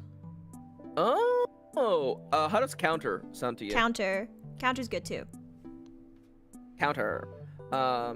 So, Nomia, are there any locations in Fire Emblem Three Houses that you think would make really good battlefields? Probably Granda Field. Garrick Mark How do Monastery. you spell that? Oh, definitely. Yeah. Write that. I don't know how to spell any of those things. Garrick Mark. None of those words are in the Listen, Bible. Let me make sure. I'm in a bit of a special interest zone right now. I spelled monastery wrong. I did No, it you didn't. backwards. No, right. Thank you so much, Maxie. No, I didn't. Do It you could also be recall? traps. Tell me, It could also be Nemesis. Do you traps, recall the Alice. Red Canyon? That's pretty good. I will say Oh, I the should Goddess actually, Tower. I should rearrange these differently because it really should be like because you go from most common to least common, and definitely like fields are the least common. While units, of course, are the most numerous, and skills are like down in there because you can really only have one field in front of you at a time. So we don't want to have too many. So if you feel like these are like the three most iconic, then we can move on with that. Red Canyon, I feel like I just have an idea for the Red Canyon because the opening of the game starts with Sarah saying the iconic line, "Tell me, Nemesis, do you recall the Red Canyon?" And it's just kind of fun. Okay. It's kind of fun. And Goddess Tower is where you kiss. Do you recall? Okay. That's the Goddess Tower is where you Okay. kiss. Okay. Actually, we can You have make to it. keep will in you mind that marry I've never me? actually beaten Three Houses, so you're gonna have to. The have to Goddess carry Tower. me through this. The Goddess Tower is where you ask a character to marry you. Okay. And Garrick Mark Monastery. We can just call it Officers Academy. Or Academy Phase. Academy phase? Academy Phase, because there's the Academy Phase and the War Phase. They both take like a Garrick Mark See. Monastery. To me, I think those should be skills actually. Okay. Academy Phase and War Phase. What's the thing that Byleth has that lets them rewind time? What is that called? Divine Pulse. See. Now this is good stuff. This is good stuff. Divine Pulse. Divine Pulse is really good. Divine That's good, Pulse is Dallas. gonna Thank you for fuck the people Carcassonne up. reference. So we have three locations. Are there Sword of any the Creator. things that you do? Sword of the Creator is definitely an item. Are there any things that characters do alongside items that they would have? I'm also thinking like kind of like the memes, like talking to the one stupid guard man, fishing, running around. Now I can do Garrick the M Mark. dash. Why can't I do the M dash now? But I couldn't the other day. Okay, whatever. Kill every last one of them. Is Dimitri's.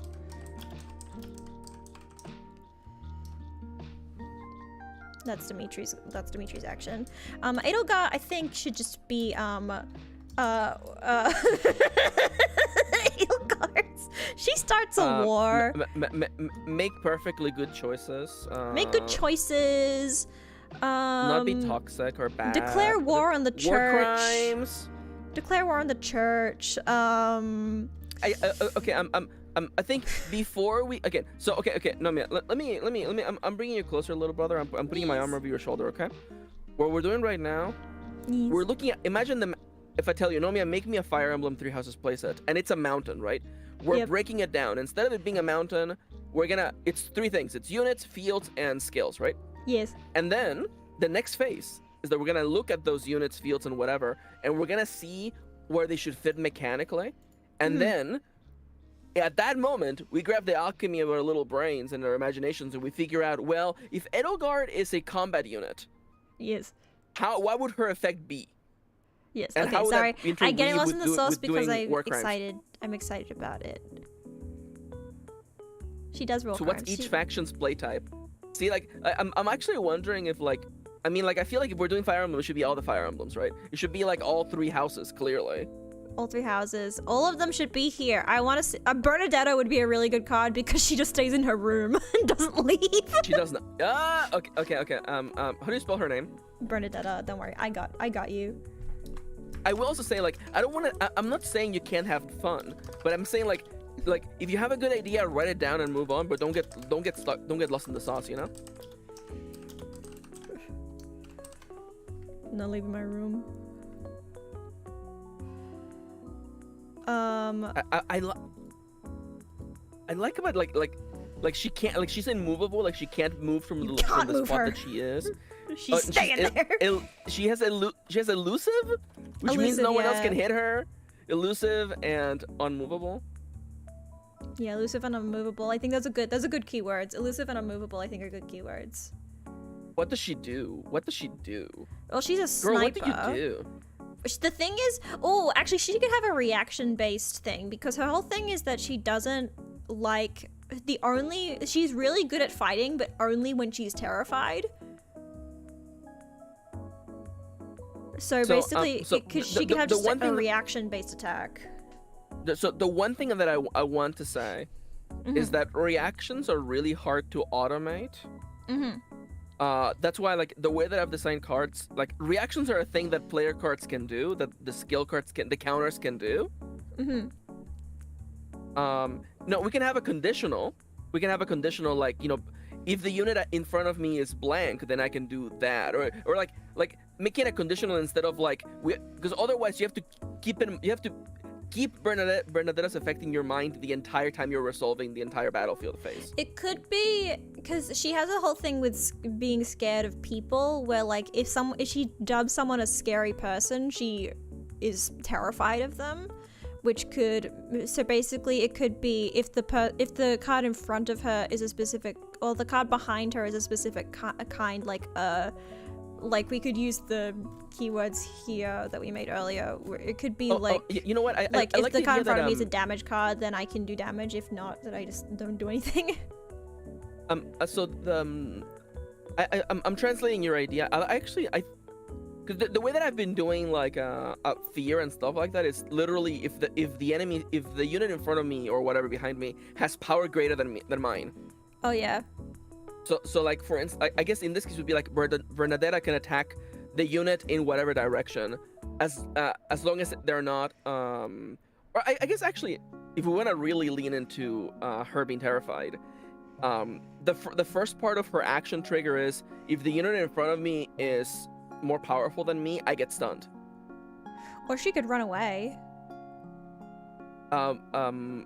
You really think she's a fleeing kind of? She's not a freeze? Well, in her supports, you really think she's a flight? In her supports, she flees. In battle, she doesn't. So would you rather that she flee or that she froze?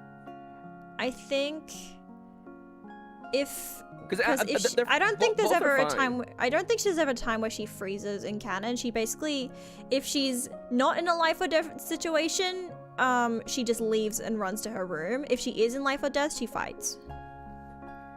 But she like freaks out. She basically, her animation is always she fires her bow and then looks away and is like, ah! So I'm thinking, if the unit ahead of me is more powerful than me, move me to the previous battlefield. She literally Yeah. flees to another location. Yeah, she literally just leaves. Otherwise I attack. I attack the unit in front of me. Something like that. Yeah. Together That- we we do have to counter that to make sure that she doesn't accidentally get stuck in a loop where she's running forever. No, that's specifically why I put her backwards, because things Yeah. they're always gonna resolve forward. Mm-hmm. I love the idea. No, I love her. Like if you're weaker than her, I mean, it's really funny because she has elusive, which means that that stronger unit would only kill her if it also had elusive, but she's still Yeah. terrified. I love that. She's still That's scared. really colorful. I like it. See, this is good. Now moving on. Are there other things that things that you do in Fire Emblem Three Houses that like if you wanna we wanna mechanize tea time. changing jobs? Tea Oh, time. see, there you go. Tea time. Tea There time, you go. definitely. That's good. Changing jobs, changing classes. I was There's literally gonna do definitely- social linking. Oh yeah. I think the class exams are what they're called.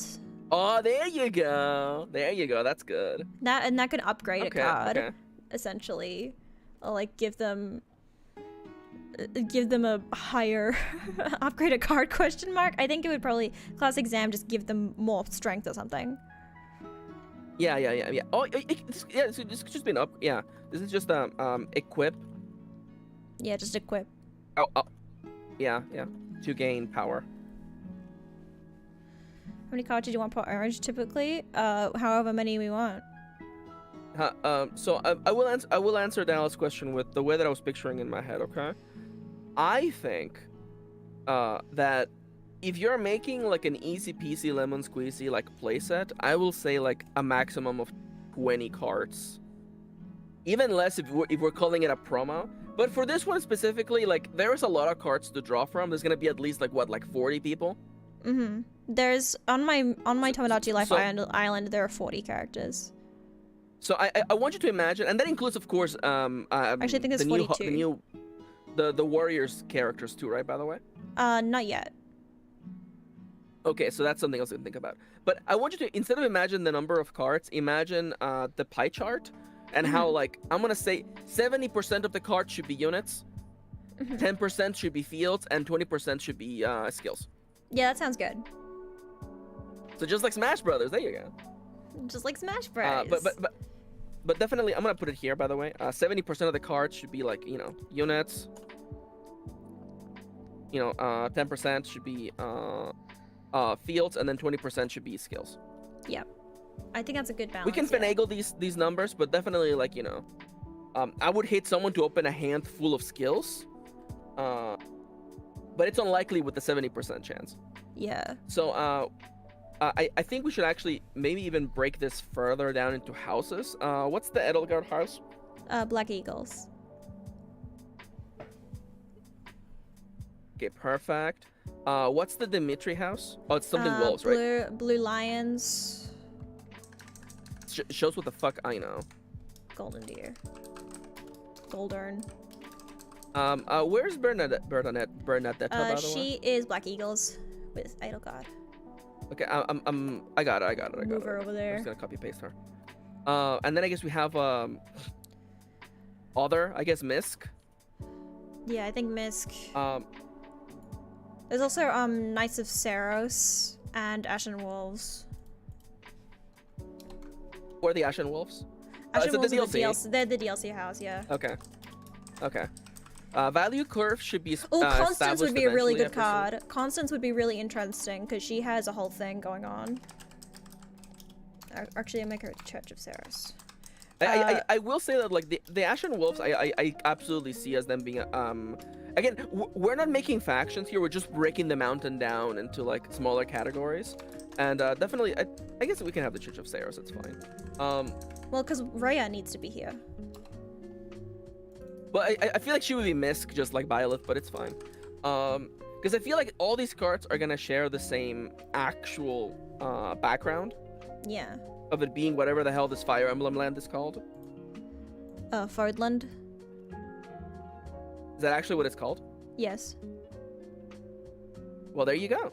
Easy peasy lemon Fodland, squeezy. and then it's the Kingdom of Fargus, the Leicester Alliance, and the Adrustine Empire. I'm going through a period of hyperfixation. Can you tell? No, Nomia, I have the next mission for us, by the way. You having fun I- over there? I'm having fun over there, but okay, this is 10. There's 9 power levels, Nomia, actually. You doing good? You having fun with, Okay. with the formatting? There we go. I'm trying to. You shut your little baby mouth, okay? Okay. I'm trying to find the best way to show it, okay? Shut the hell up. Oh, great. I forgot Oops. about 0. Below 9. Okay, so before we move on, because Dallas was talking about value curve, normally value curve matters in a trading card game when you pay a cost to summon units. This game doesn't have that, but I do think there should be like a nice breakdown of like, you know, a card's power level. We don't want all the cards to be like 10 out of 10 power levels. So thank you. We're breaking. I want to take a second before we have like 10 minutes left. I want to Yes. talk about what the power levels should be, and so we can like, you know, plop people in there. You know, Mm-hmm. how is Hello? each subfaction distinct in terms of paradigm? We'll get there. I very much imagine that the Black Eagles are going to be very combat focused. Perhaps a lot of cards that like benefit from, you know, let's the say Black Edelgar. Eagles. The with her Black Eagles big are ol' more. axe, you know? They're axes and gains more. magic. Black Eagles are more axes and magic. Blue Lions is more lances, cavalry, and faith. I like this. And then Golden Deer are bows, and then magic, and they're kind of a mix. I'm definitely envisioning the Black Eagles as kind of a red deck, if that, you know, a black red deck, Dallas. Yes. I'm picturing like, you know, like Edelgard, like, you know, when she defeats a unit, she actually, you know, she gets an additional gem and passes one back to the player they behind have her. crests as well. I think Claude, when he defeats an enemy, he heals.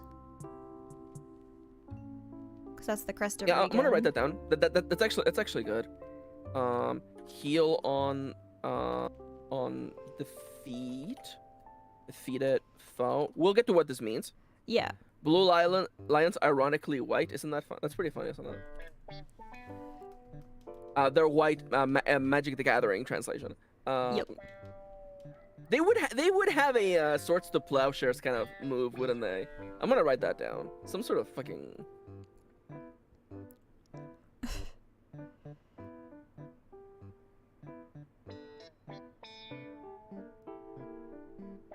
Okay, so I don't know what that Actually- means, but go off.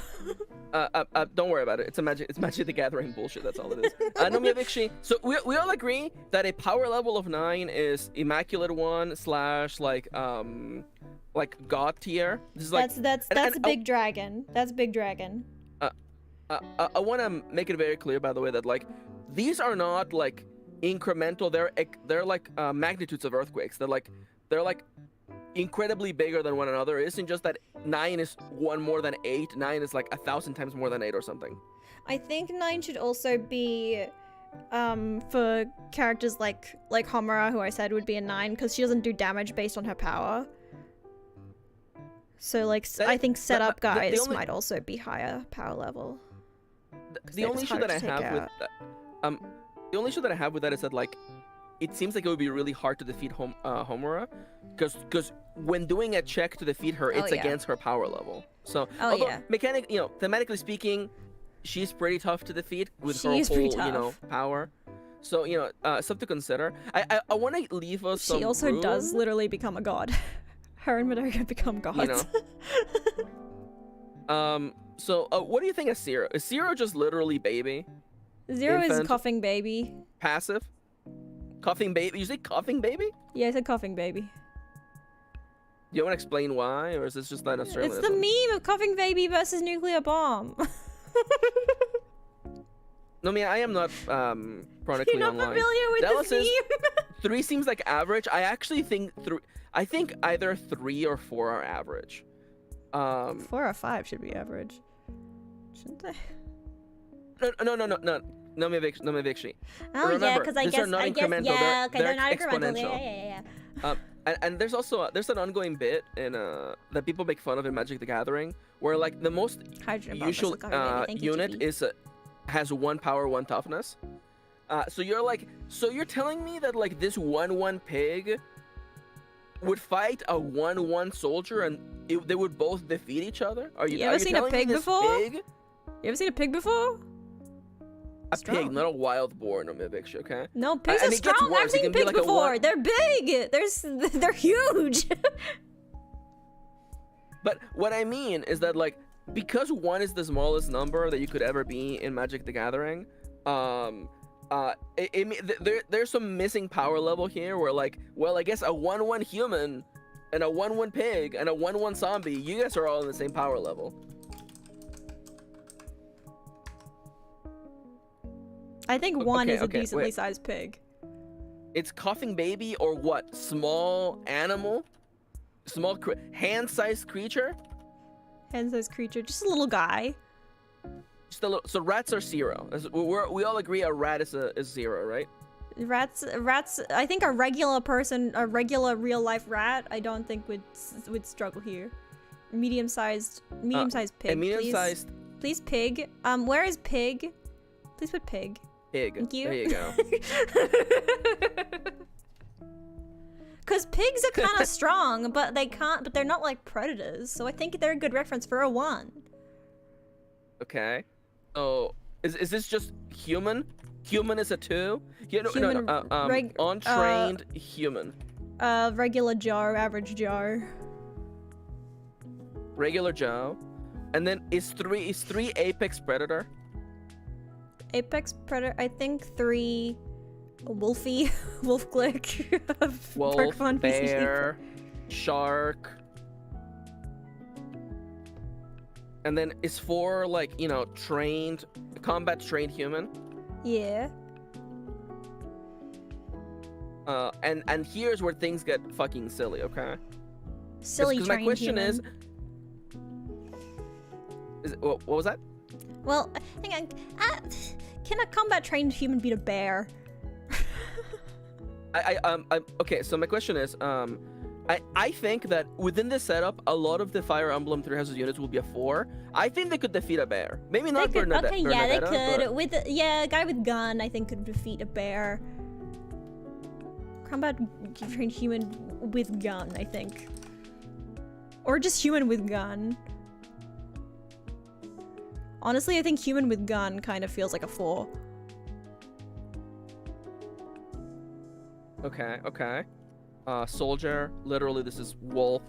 I'm just like, I was making some Legend of Zelda cards, so that's why I have Mido in my head. By the way, Dallas. Gate. There you go. Yeah, gatekeeper. Thank you.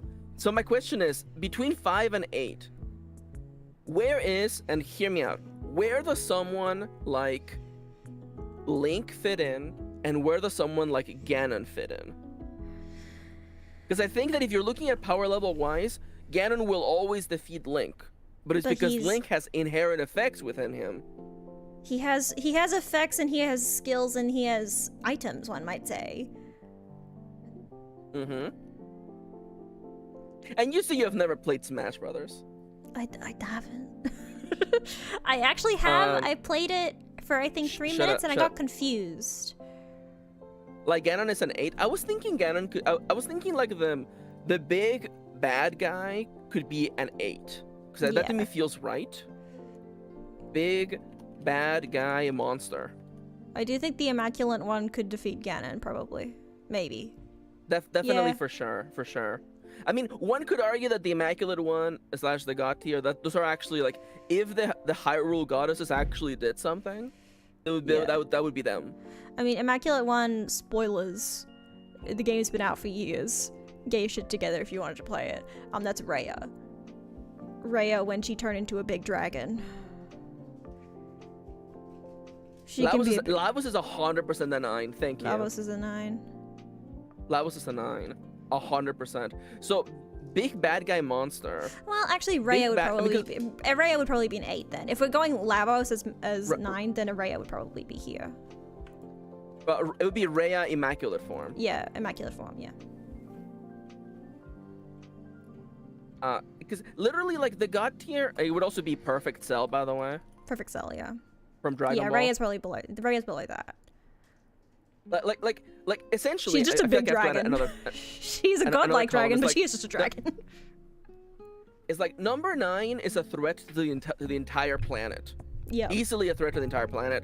The big bad guy monster is a threat to like the world. Mm-hmm. World versus planet being a distinction that I kind of want to like highlight Yeah. here. So my question is, I think that a beginner hero would be a 5. Yeah, beginner hero. You know what? Low level main character. Destroy the Kingdom 8, destroy a planet 9. I like that. Yeah. I wonder if would 5 through 7 just be different levels of main character? Is that all it is? Honestly, that feels like what it is. I think 7 is end game main character.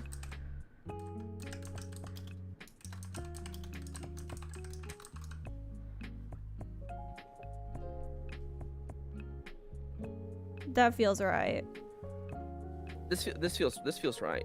So an early game main character be let's just put like young Link. A mid game main character. I'm gonna just go with Actually. Joker from Persona. He doesn't I really mean- get that much stronger over his story.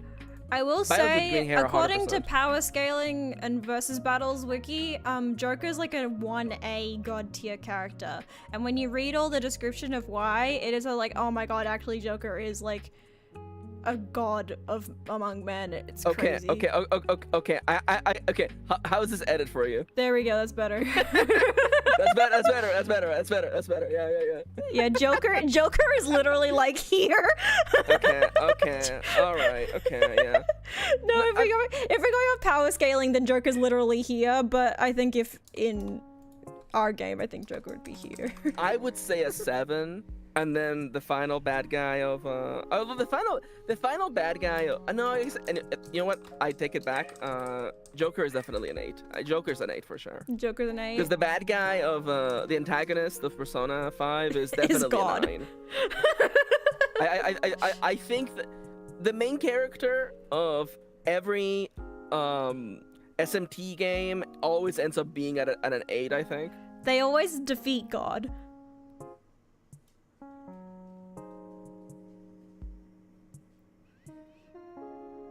Pretty much. Who's that See, one now, guy, Steven? Who's that one Steven guy who's insane?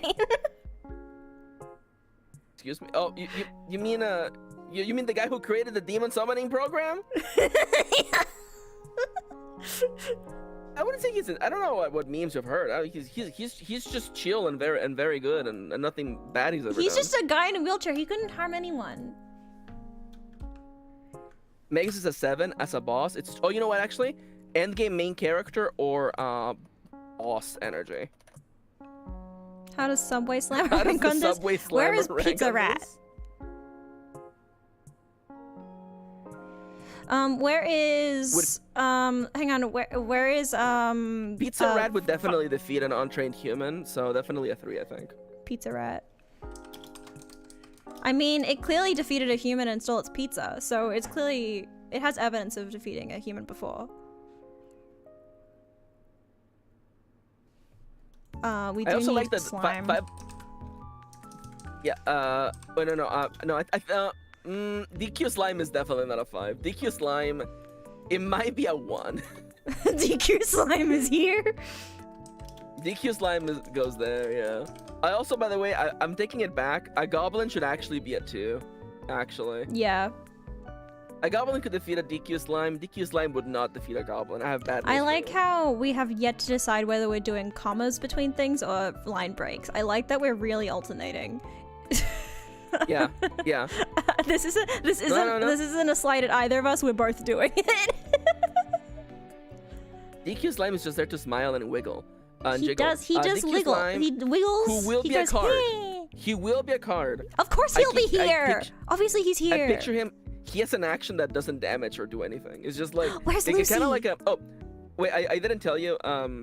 I designed the card for the Mushroom Kingdom called Toad, from the tutorial. Toad from the And tutorial. his action is that he lets the player behind him look at the top card of the deck, and that's it. He gives you a hint. He gives you a hint. He's helping. That's all he does. That's all he does. I love him. He's helping. Dallas is right. This is a slash divider.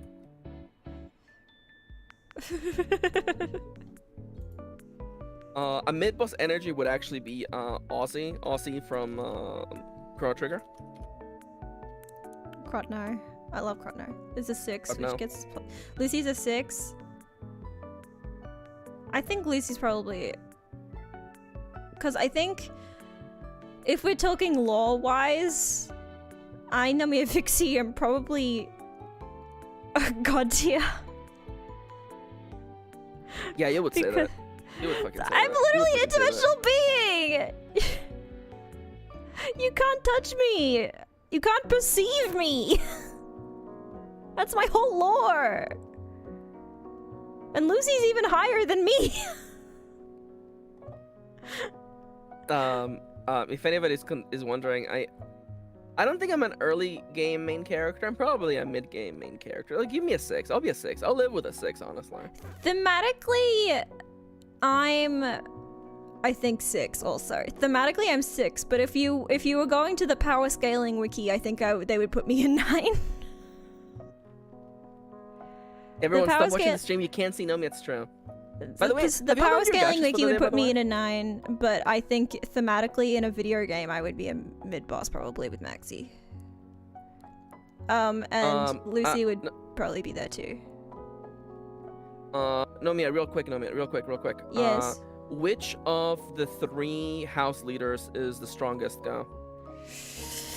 Depends on Which which of them one gets has the Violet 8? with them. Mm. Depending on which one has Okay, Violet with them. You know what? Violet definitely. Oh, what do you call it when you do a in Fire Emblem where you have 2 units fight together? What is that called? Adjutant or pair up. Is that It's what it's different. called? It's different in every game. Okay, well, I'm gonna just put pair up. Violet can literally like pair up with the unit ahead of them or whatever. Engage. We definitely need Fire Emblem engage guys in here, and they can engage. Well, that would be its own playset. Oh yeah. And they were both 6/6s. There you go. It gets more power and whatever. There you go. There we go. I mean, like, I feel like out of the 3, I'm okay with making Edelgard a 7. Edelgard, there is a form Edelgard takes where she becomes 8. Okay with that. Party So members I with a think backstory are a having- 6. I think Oh, I I like think that. I think the house leader should be a 7.